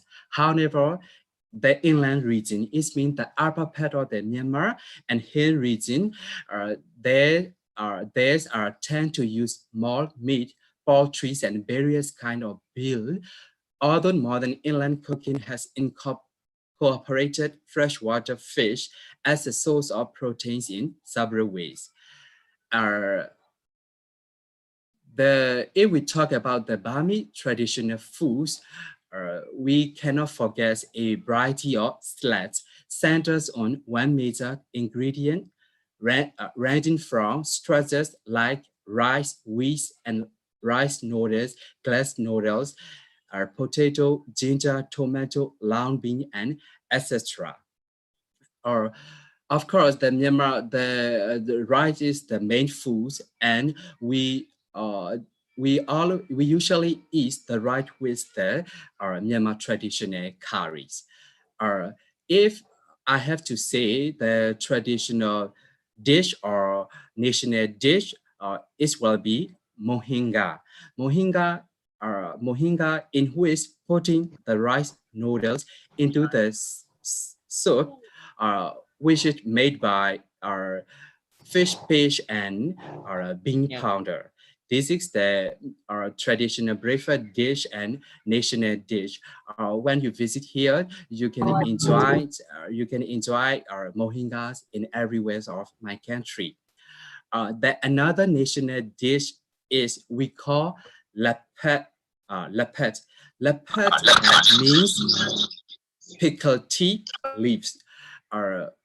We usually eat pickled tea leaf with assorted varieties of beans. Is this essential dish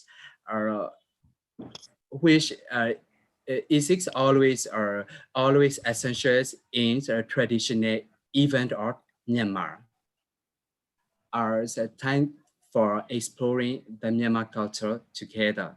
Thank you so much for all participants.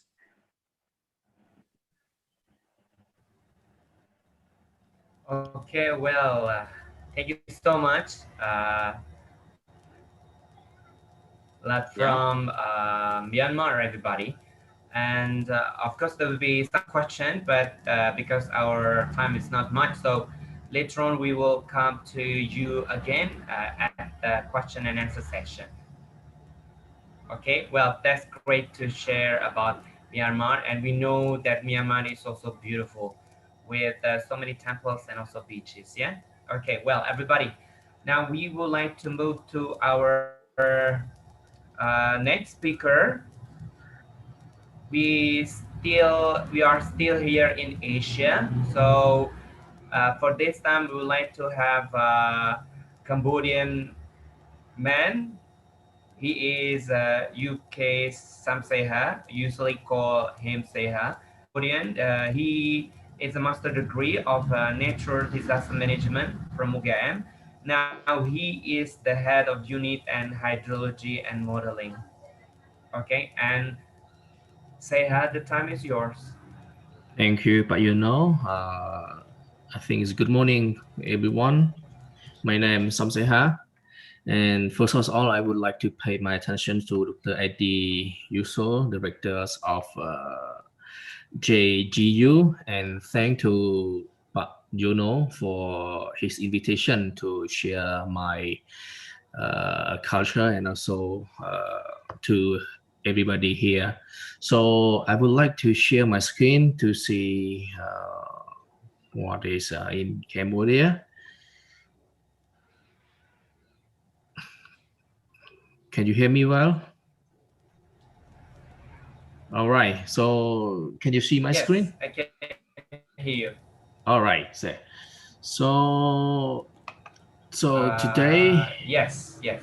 okay. So today, I will share you my experience and also the culture in Cambodia. So first of all, so here is my content. So I would like to share my personal background and experiencing in Indonesia, and also about my country, Cambodia.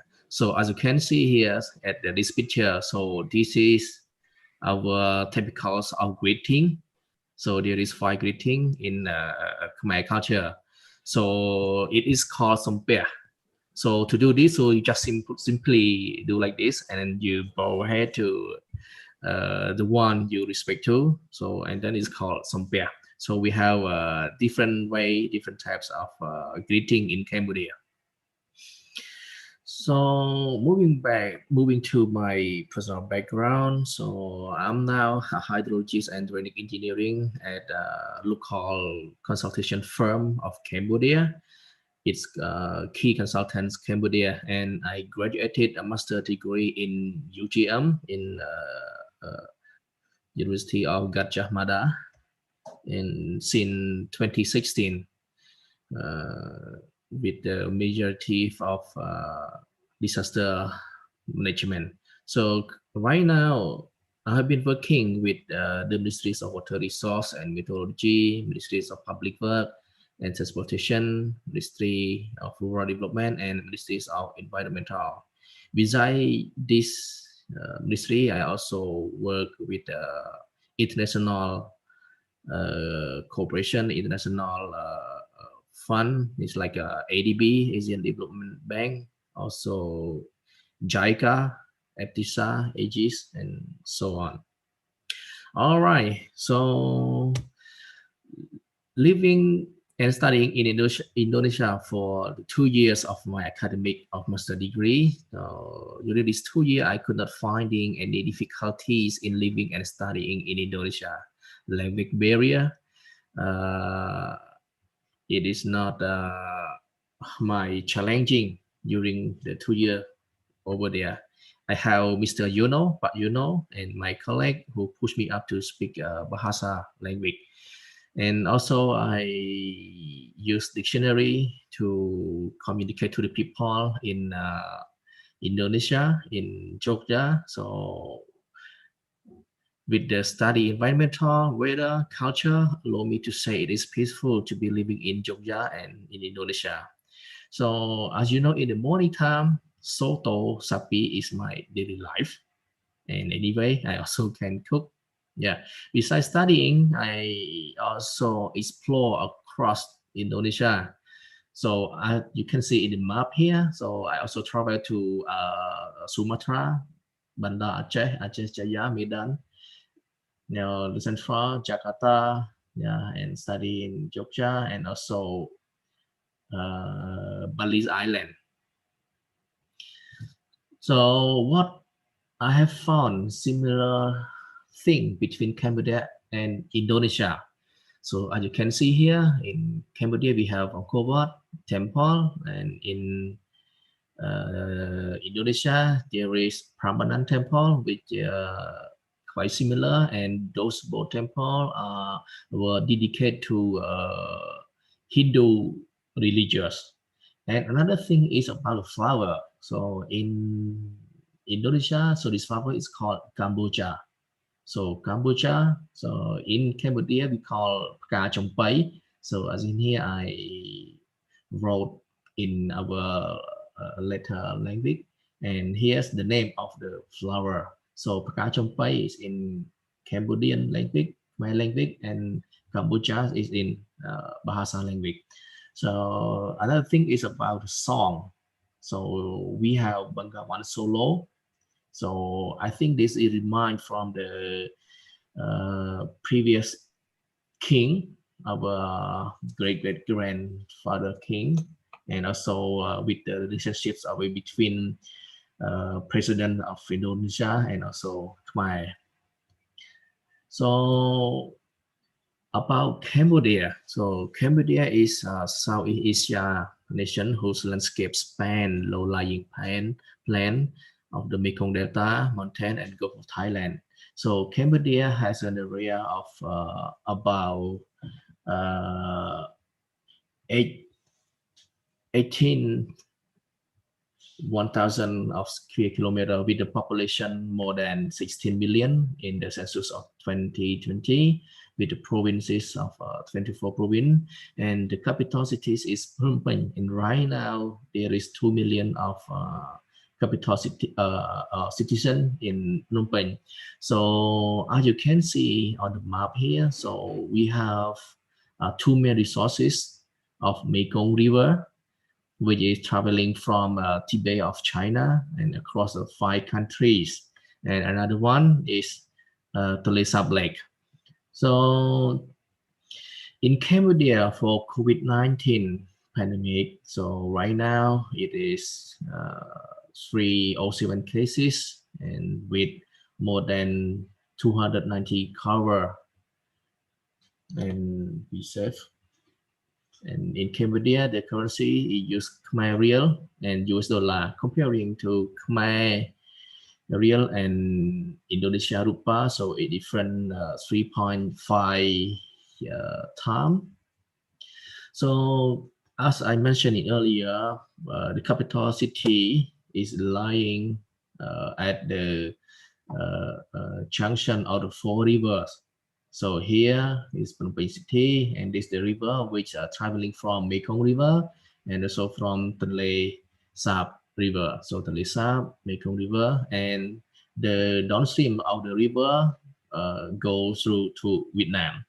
So here at the confluence of the river, it's called Basak River. It happened reversal flow during the dry season that the flow from Mekong travel back to Tonle Sap Lake. So that is amazing that theoretically that the flow never go back. The flow always go down. But here, due to the incremental of the flow from Mekong River, so it flow back to Tonle Sap River. And at the high season, rainy season, so the water from Tonle Sap it flow back to the downstream and combining to Mekong River that allow the country create more biodiversity and also crop production. So what will you do and where will you go and how in Cambodia? So I would like to share you 5 common things. One is urbanization development in Cambodia, heritage temple, tourism places, food, and traditional custom. So Phnom Penh is a capital city of Cambodia that has been massively developing for the previous half decade. Urbanization and infrastructure has been growing day by day. So as you can see here, a lot of building and also the sceneries of Phnom Penh has been changed for the last 5 years up to now. And a lot of investors come to invest in Cambodia. And similarity to Phnom Penh, Sihanoukville is laid along the coast with now showing its beauty and wide and big and infrastructure. So these 2 cities are regarded as the highest development among the 25 provinces and towns. But however, the remaining provinces are showing their natural resources with tourism places and historical places.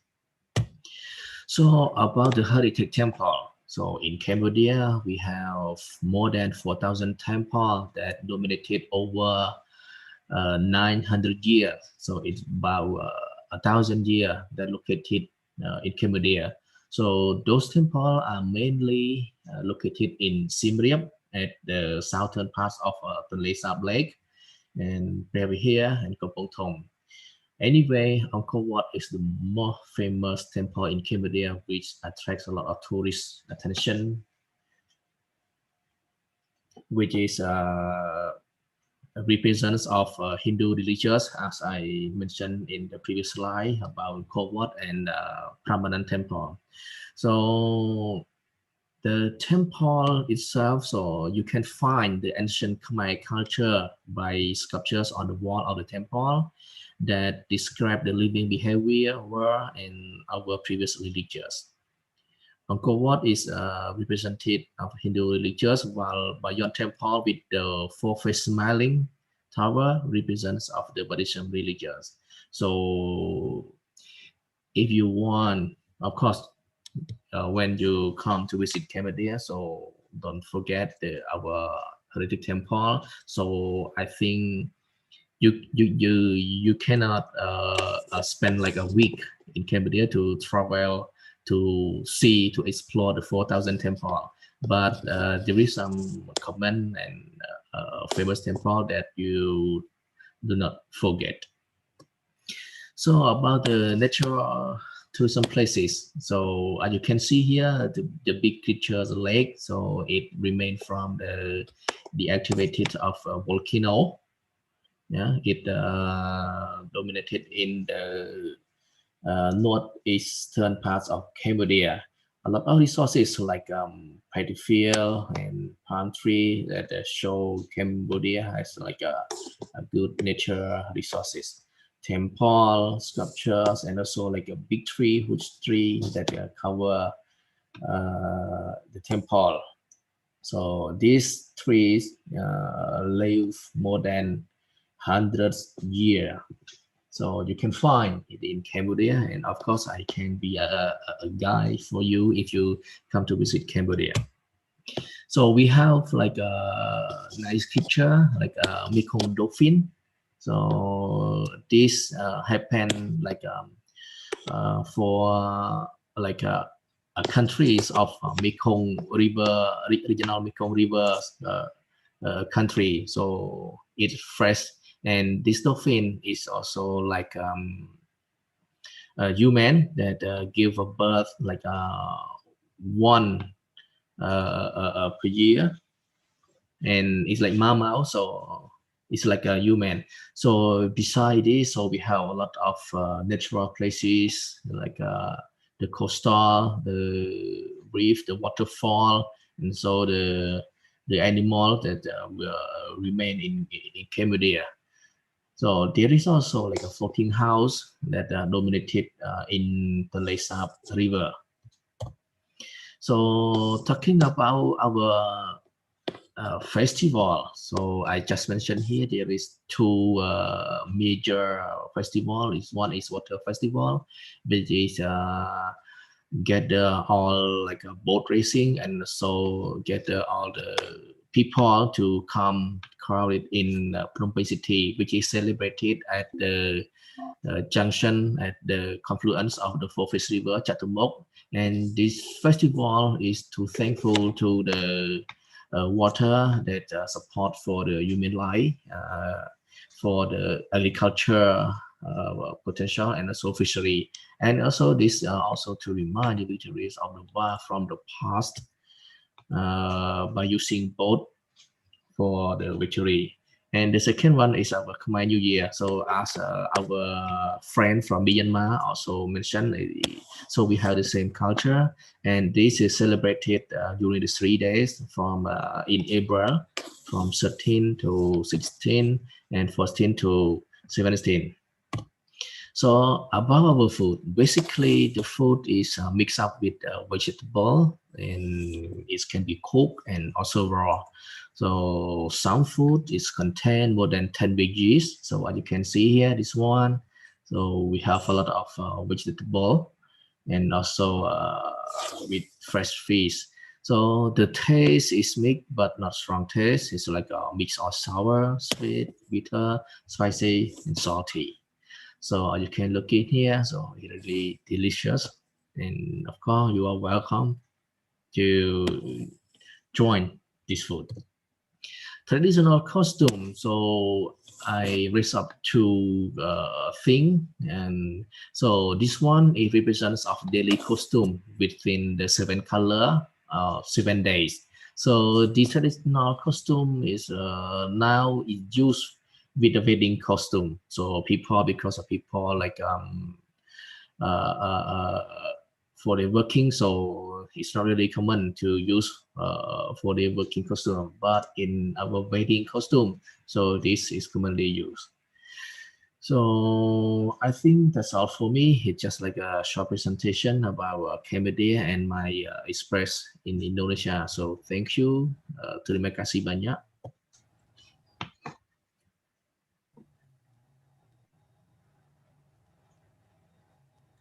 Well, terima kasih, Seha, for this sharing.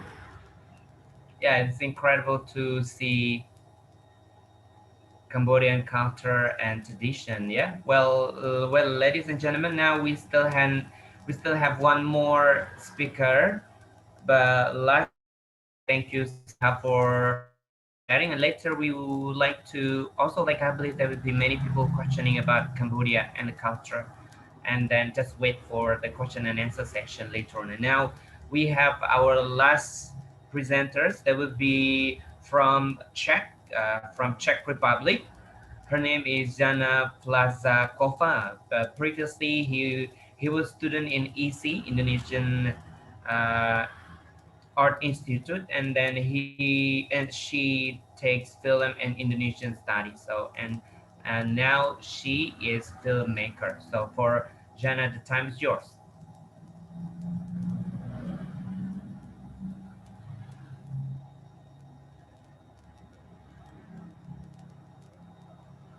I think you are still mute, Jana. Can you turn? I hope now. Hello, everyone. Okay. So I hope you Yeah. can hear me Yeah. now. Okay. We can hear you. Yeah. So Yes. here in Czech Republic, we have still morning. It's gonna be 6 o'clock, and I will show you outside. You can see it's darkness because we have the same as in Russia. We have also like autumn, winter time, and here the sun goes up maybe like 7, 8 o'clock. So we're pretty much everyone is tired here because during autumn and winter time we are like kind of hibernating. We love to sleep. We love to drink hot drinks, and everyone is like not so active. And because we have now this coronavirus, everyone is even more slowed down. So we are waiting for spring and summer and sun. And we also Czech people, we like to travel, especially because we don't have a sea and we don't have any ocean. So we cannot wait for spring, summer, so we can travel a lot and catch some sun. So I would like to share with you. I hope I know it. Yeah. So I have a small presentation for you. It's gonna be kind of simple presentation. Yeah, I like the name of my presentation is Grumpy but Friendly. It is because like Czech people, when you meet them for the first time, we are kind of similar to Russians, as Paulina was talking about. We also don't smile that much. But like later when we become friends, we start to quite laugh a lot. We are like happy nation. We just don't laugh and smile at first. Here you can see also my email address if you wanna write to me later. So it's like this. Yeah, so Czech Republic, we are located in the center of Europe. We are neighbor of Austria. So when Matthias was talking about his country, we have some similarities like 4 seasons. We have a lot of architecture, beautiful architecture in my country. We have also beautiful nature. Yeah, and we look like this. We have, as you can see, we have some, we are surrounded by mountains.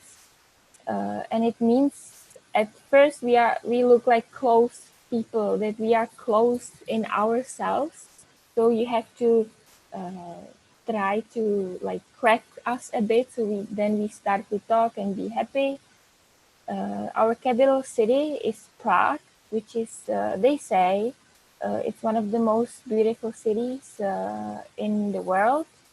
And also as Vienna, many people say we are very livable city, not just because of like people, but it is also because we have quite a great and stable politics.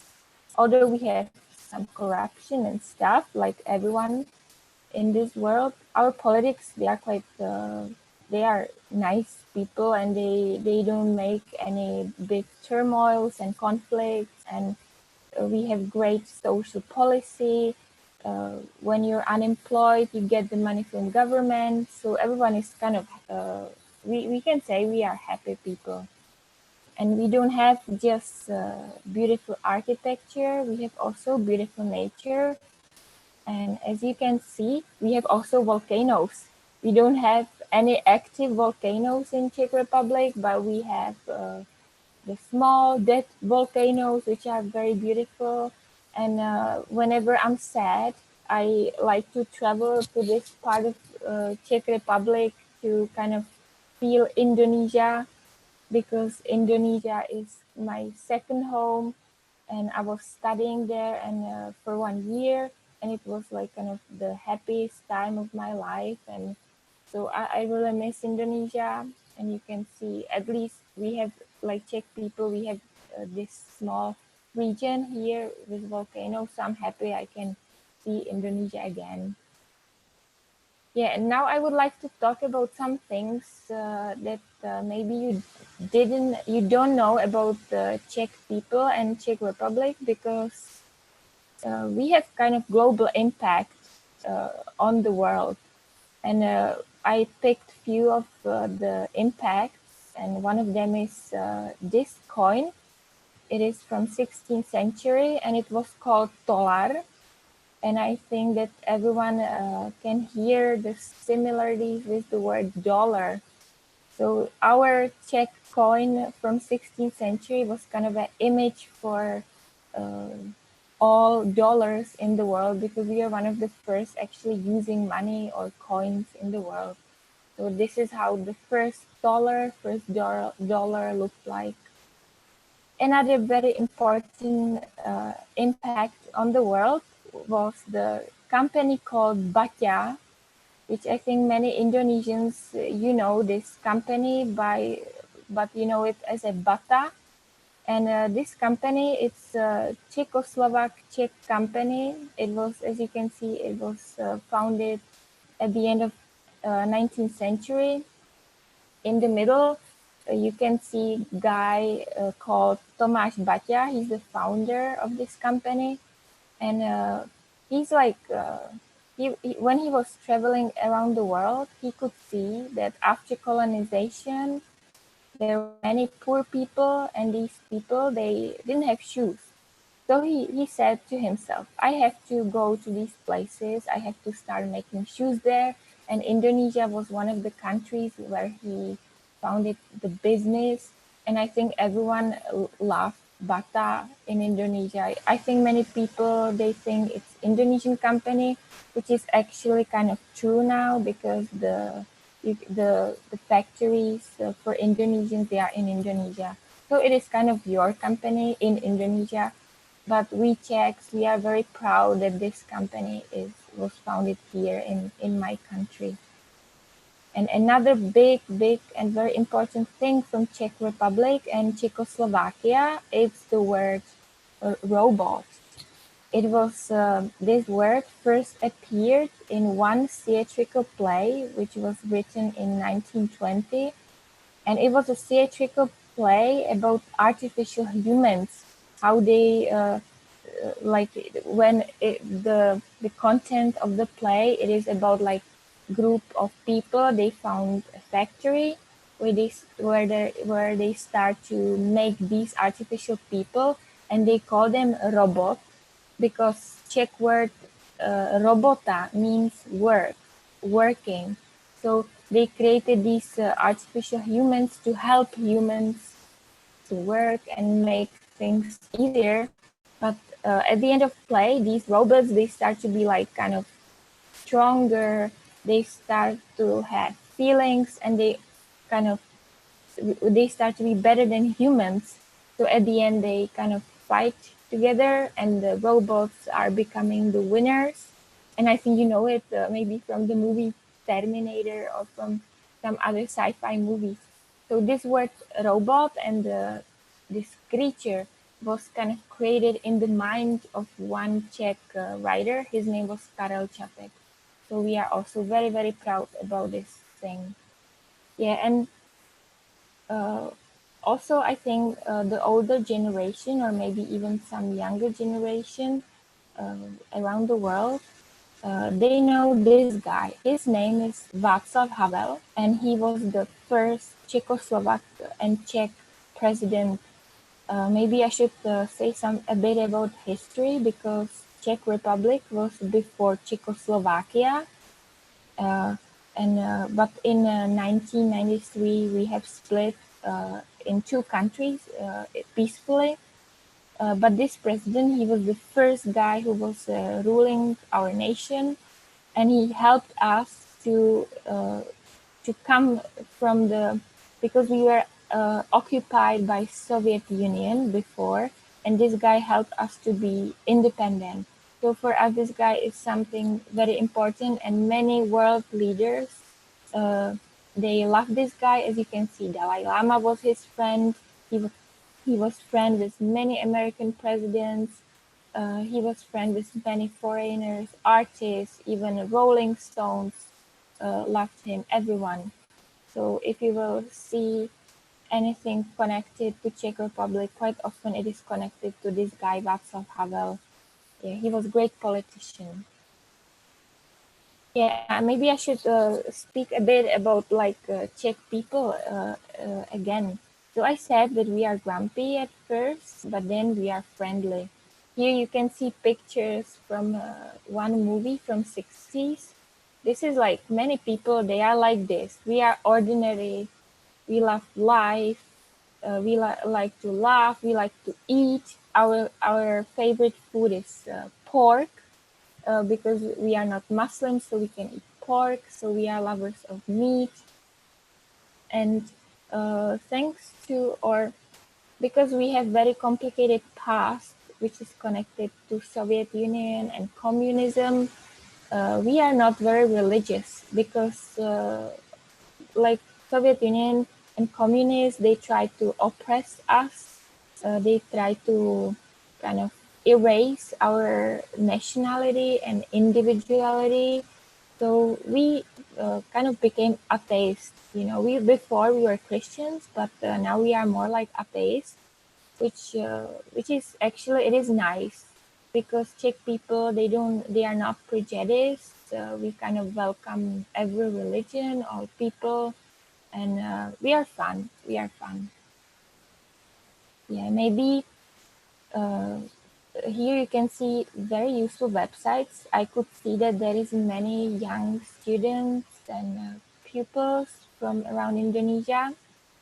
And when I was in Indonesia, I could see that many of you are interested in studying in Europe, in US and other places. So if you want to study in Czech Republic, you should try to check all these websites, or maybe you can contact people from embassies and ask them how to study in Czech Republic, because the same as JGU school, we are also, our country is very good in technology and other economical fields. So you should maybe Google Czech Republic in connection with your studying options, because as I said, we are very, very friendly. And like, even as Matthias was saying about Vienna, we are also like, we have a lot of coffee shops, and if you're not Muslim, you can enjoy also a lot of beer in here. So you should like try to Google Czech Republic if you have any studying options here, and these websites are very useful. Yeah, and this the maybe the Last thing is that this is the word for terima kasih. It means, I would say, děkuji. And I'm very grateful I can be part of this webinar. I can see that this webinar can influence you young people to be more focused on the world outside of Indonesia. And thanks to this coronavirus pandemic, we can see we all are connected. Like the spread of coronavirus was very fast, and we can see we are really connected. And I hope that now you can feel that the whole world is connected. So like maybe you want to study in Czech Republic, maybe not, but if you want to study here, do it, because we are completely different from you, and you will see different nature, different people, different food, and you will experience many beautiful things. So thank you, everyone.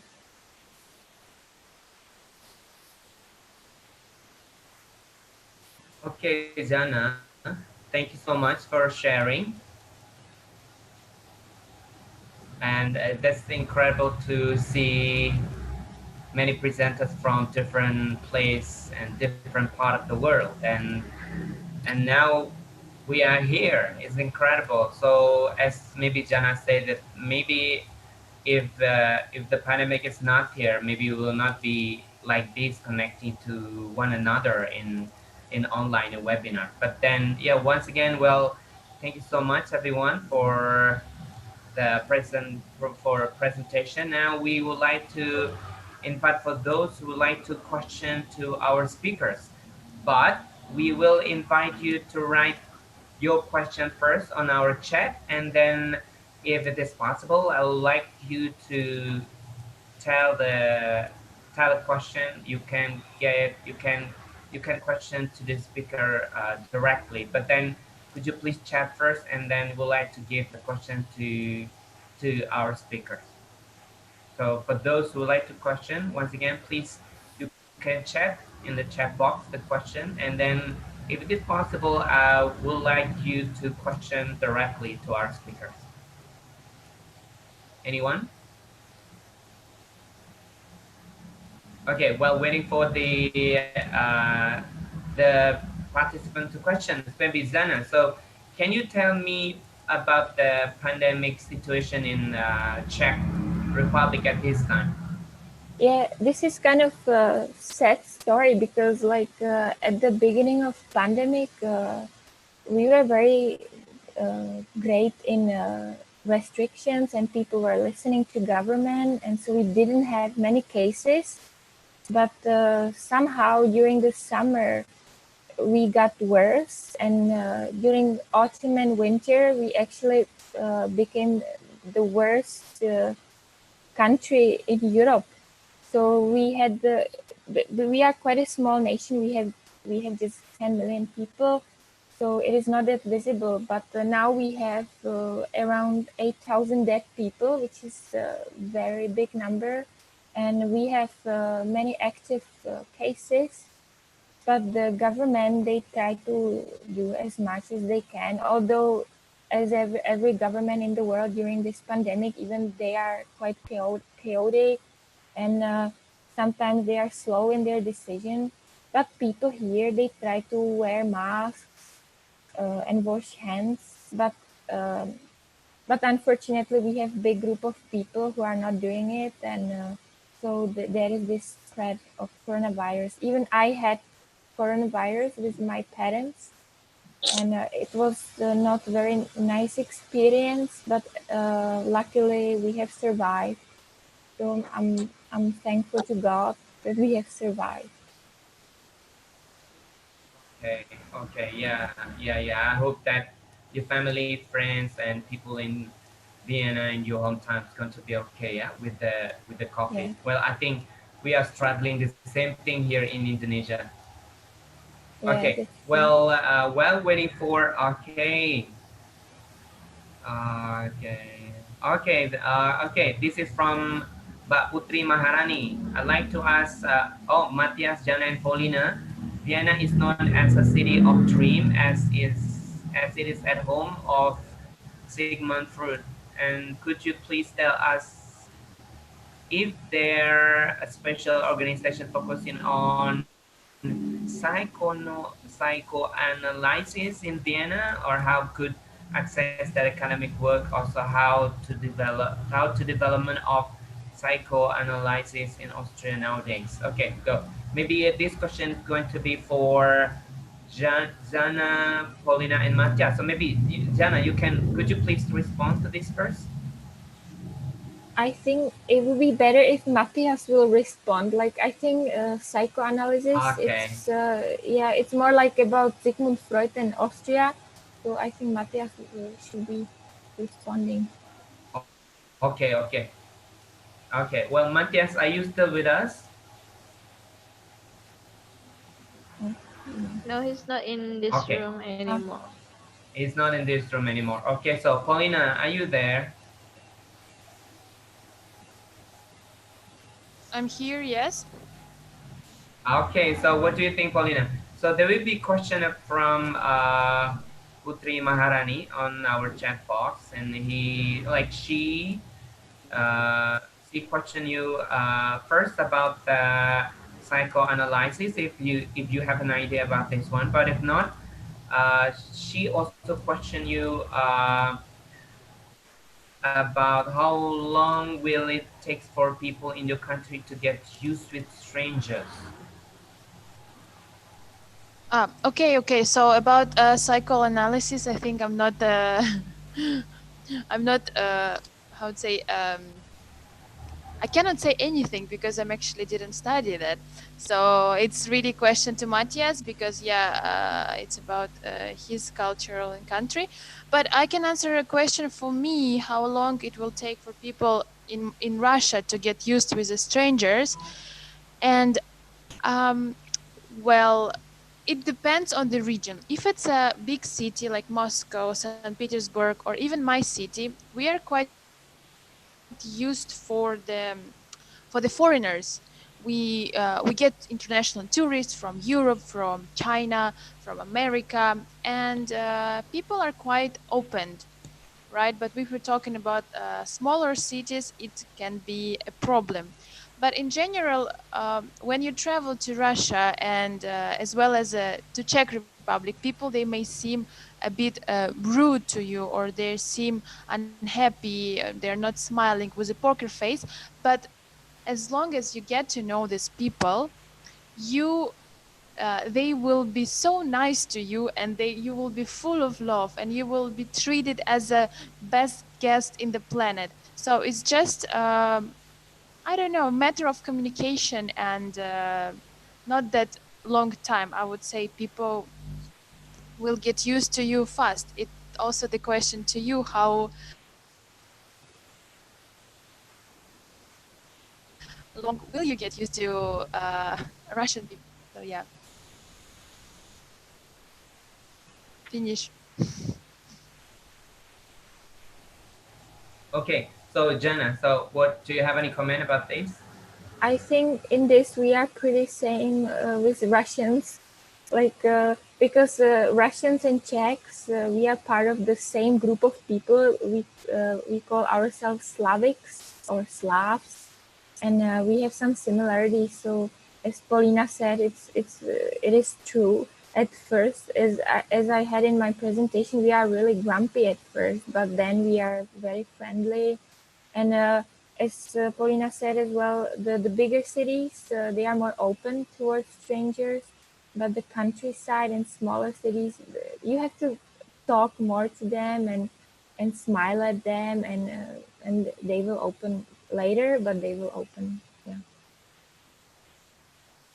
Okay, yeah. Okay, fine. So, well, before we go to the next question, also, I think I would like to ask Noel. Hello, Noel, are you there?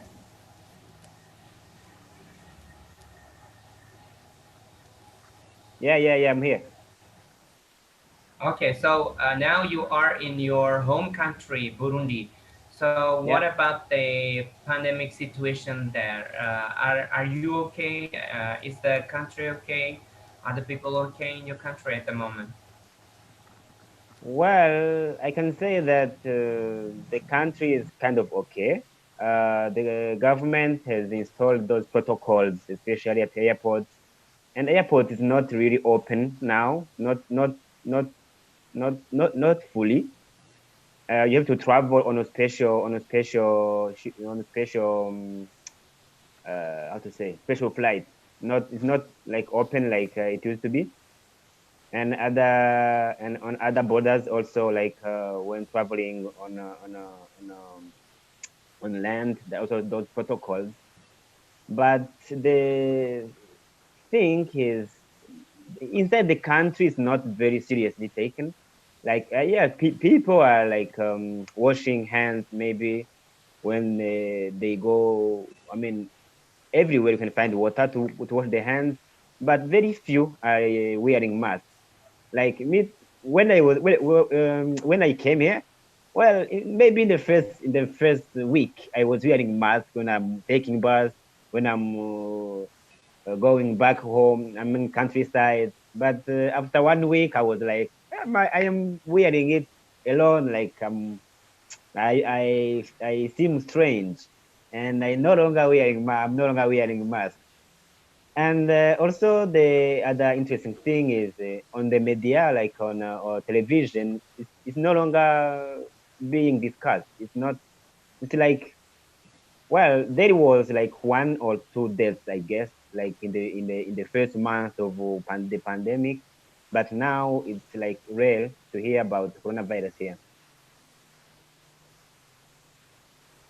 Oh, thanks.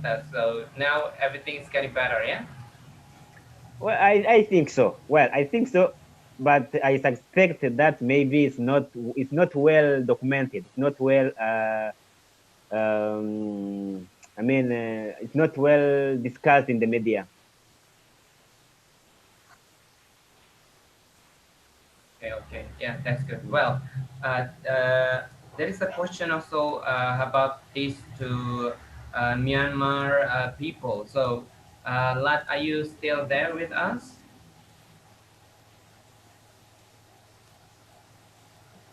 Yes, I'm still here. Okay, so how about the COVID-19 in your country? Maybe you can give us like brief information about that. Or the pandemic situation in here is not different like other countries. However, in my opinions, the government can control these pandemics successfully. However, there's confirmed infected cases occurs in every days. Uh, the the public transport like airport uh, are still are still closed. However, most of the people have awareness or how to or how to contain uh, this pandemic or this pandemic are by wearing the mask and washing hands. And after or nearly 1 year or that the pandemic occurs, or the Myanmar people have awareness. Yes.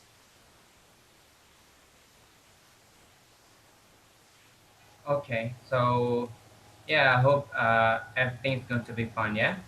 Okay. Well, uh, Seha, are you still with us, Seha? Yes, but I'm here. Oh, maybe he's not here. Okay, Yeah. but okay. Well, yeah. So how was the situation there at this time?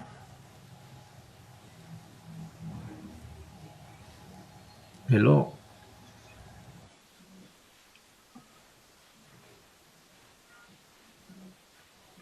It's me, right, but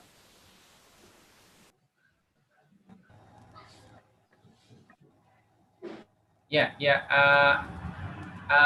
Is everything okay now? Because like we are maybe later on we will give you some question about culture and so on. But then we'd like to know you first about the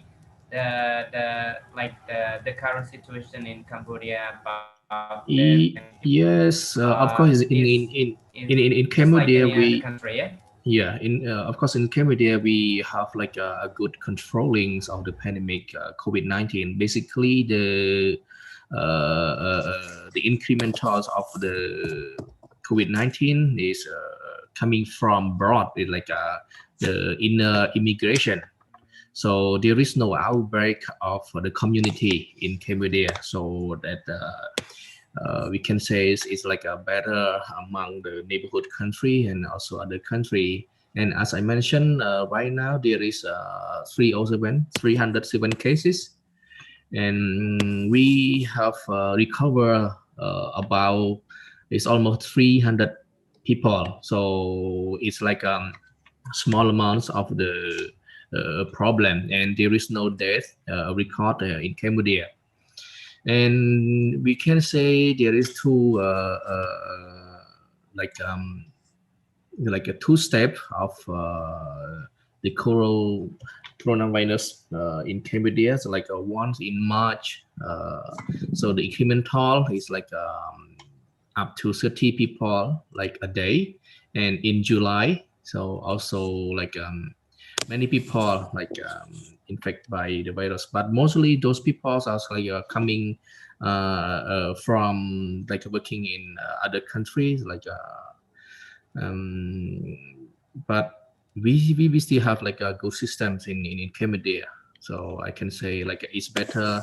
That's why in Cambodia like yesterday like so people go to market like normal, but they have to wear a mask and with hand sanitization gel or like alcohol with their own hand, with their own bag. So and also we here we do like facial like washing hand like every like 1 hour. So it's good in Cambodia.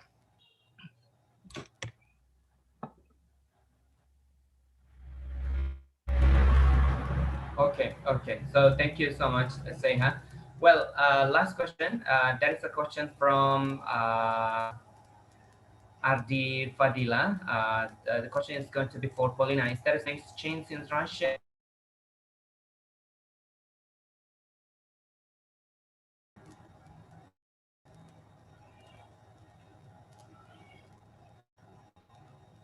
Sorry, what question?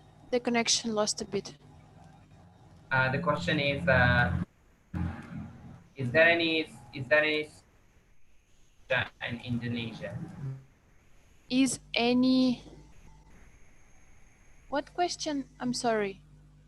Change in Indonesia? What do you mean? Student exchange. Student exchange. Well, if you want to come to Russia, for the students, exchange, yeah. if you want to come to Russia, it's mainly not exchange programs, but for studying for masters or bachelor. So you have to enter the university and win the scholarship.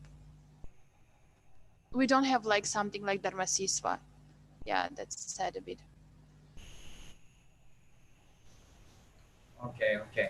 Well, everyone, I think we don't have any other question to answer. So before we close, we would like to ask There's a lot of questions all in the the chat. speaker to give the last comment. Yeah, I know. But then the time will not be enough to answer all of the questions. So the last, I would like to give a comment from you guys. What to say about maybe last question, this one. If you want to study or work in Czech Republic, this is from Jana. Okay, so everybody, if you want to know more, if you want to know more information, so you can like later on we have the WhatsApp group and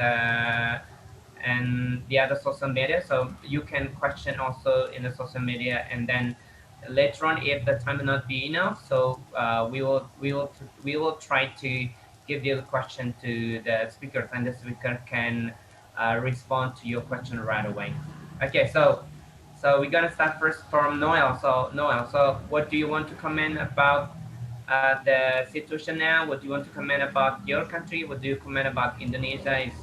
Is any final remark that you want to say, Noah?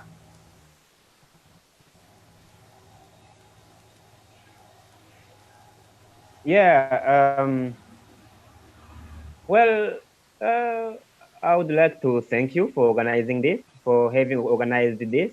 I was quite interested in sharing about my country, and I didn't mention a lot of the similarities with my country and Indonesia, but there are some, starting from the hospitality of people, the climate, the food, but not the cooked one, but the I mean, how they call it? Like the food before the it's prepared.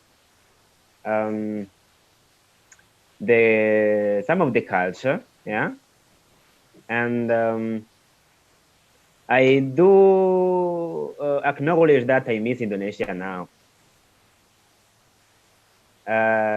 Well, I've been living there for 3 years, and there's some stuff I'm missing, starting from the people, friends, and I wish you good luck with this pandemic. I wish you health and prosperity. Thank you. Okay, thank you. So maybe the last comment or maybe like final remark I want to give you from Sana. So Sana, what do you want to say before we close our webinar today? Like me, yeah. For me, Indonesia is a completely different country than Czech Republic. So for me, most of the things were new, and I've learned a lot about myself and other people when I was there. And I have to say that I have learned to be kind of more happy because it's also like Paulina and Matthias were saying, we have this winter time here and we are more close people. So for me, Indonesia was like great experience because I could see that even strangers are nice people. And so this is one thing you all Indonesians should be proud of, that you welcome strangers. And one more thing, is from the point of view from a girl or a woman, I think you Indonesians should not focus on meeting strangers only because of love. Because like we strangers, we have other things as well. We want to talk about culture, politics, films. You know, we like many things, and sometimes when we are in Indonesia, like especially girls, or me, I was annoyed that all Indonesian men they were interested in me in kind of a different way than I'm used from my country, because in my country we kind of treat each other equally. So like men and women, we are friends at first, and quite often there are no kind of background feelings or this.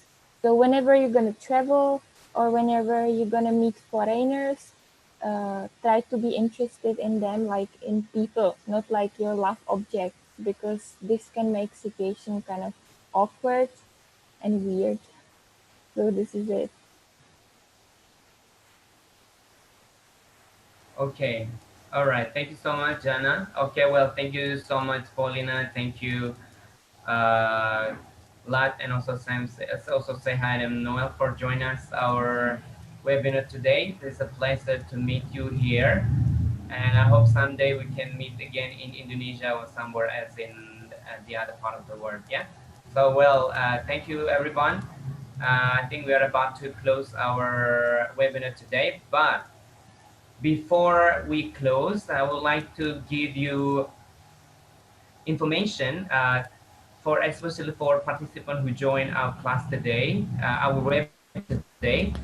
I give you, we have a voucher for English course for 2 months. So if you are interested to join with the program, So later on, we will give you up to 5 lucky participants who are still here until now, and you can just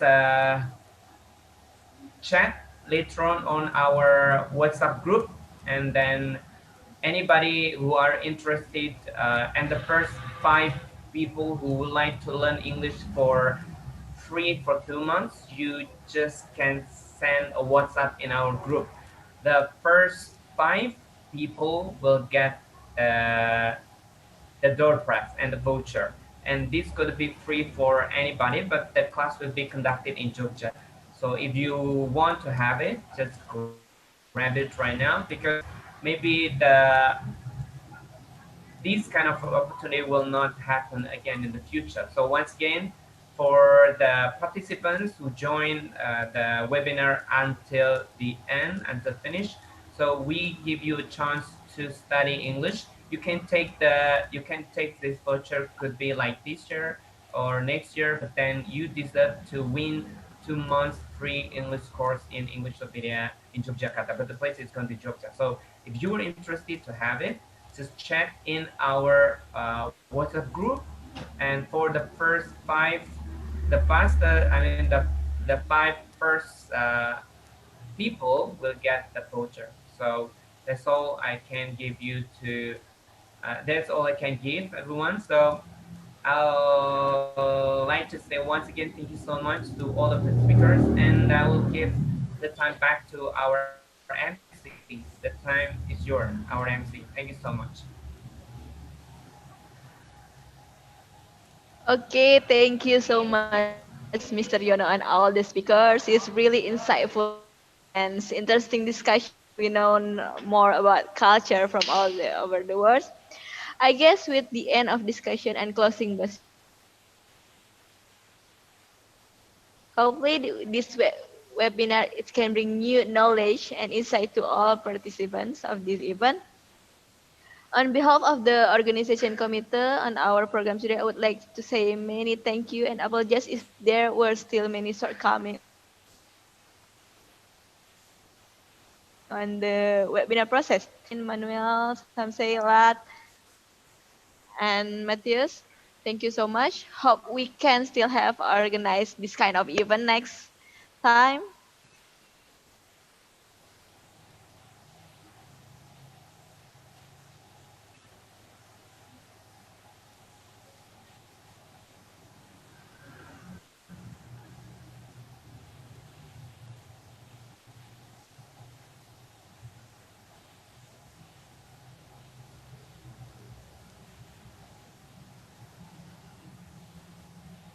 Another projects.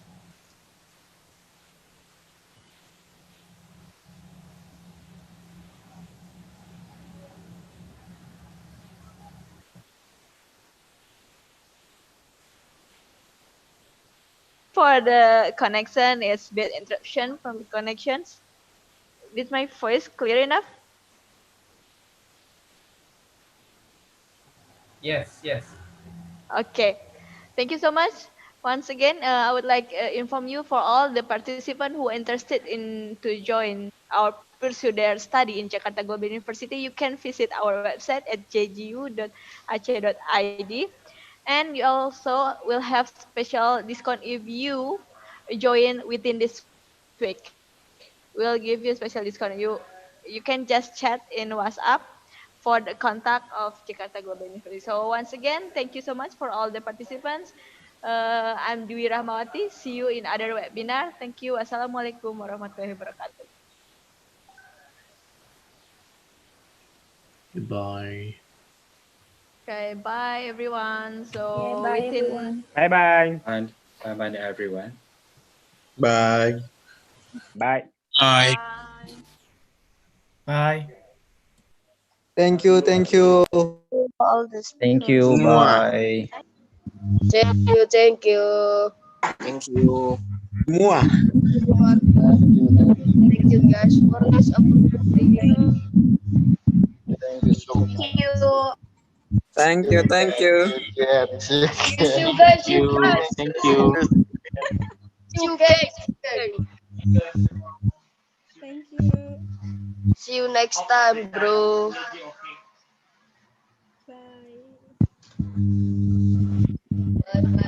Bye bye. Don't forget follow me. Don't forget follow me in Instagram.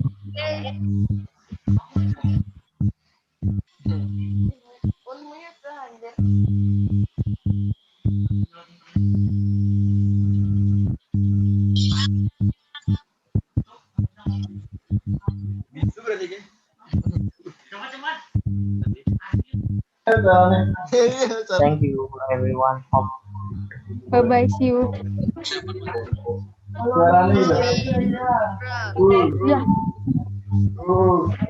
Don't forget follow my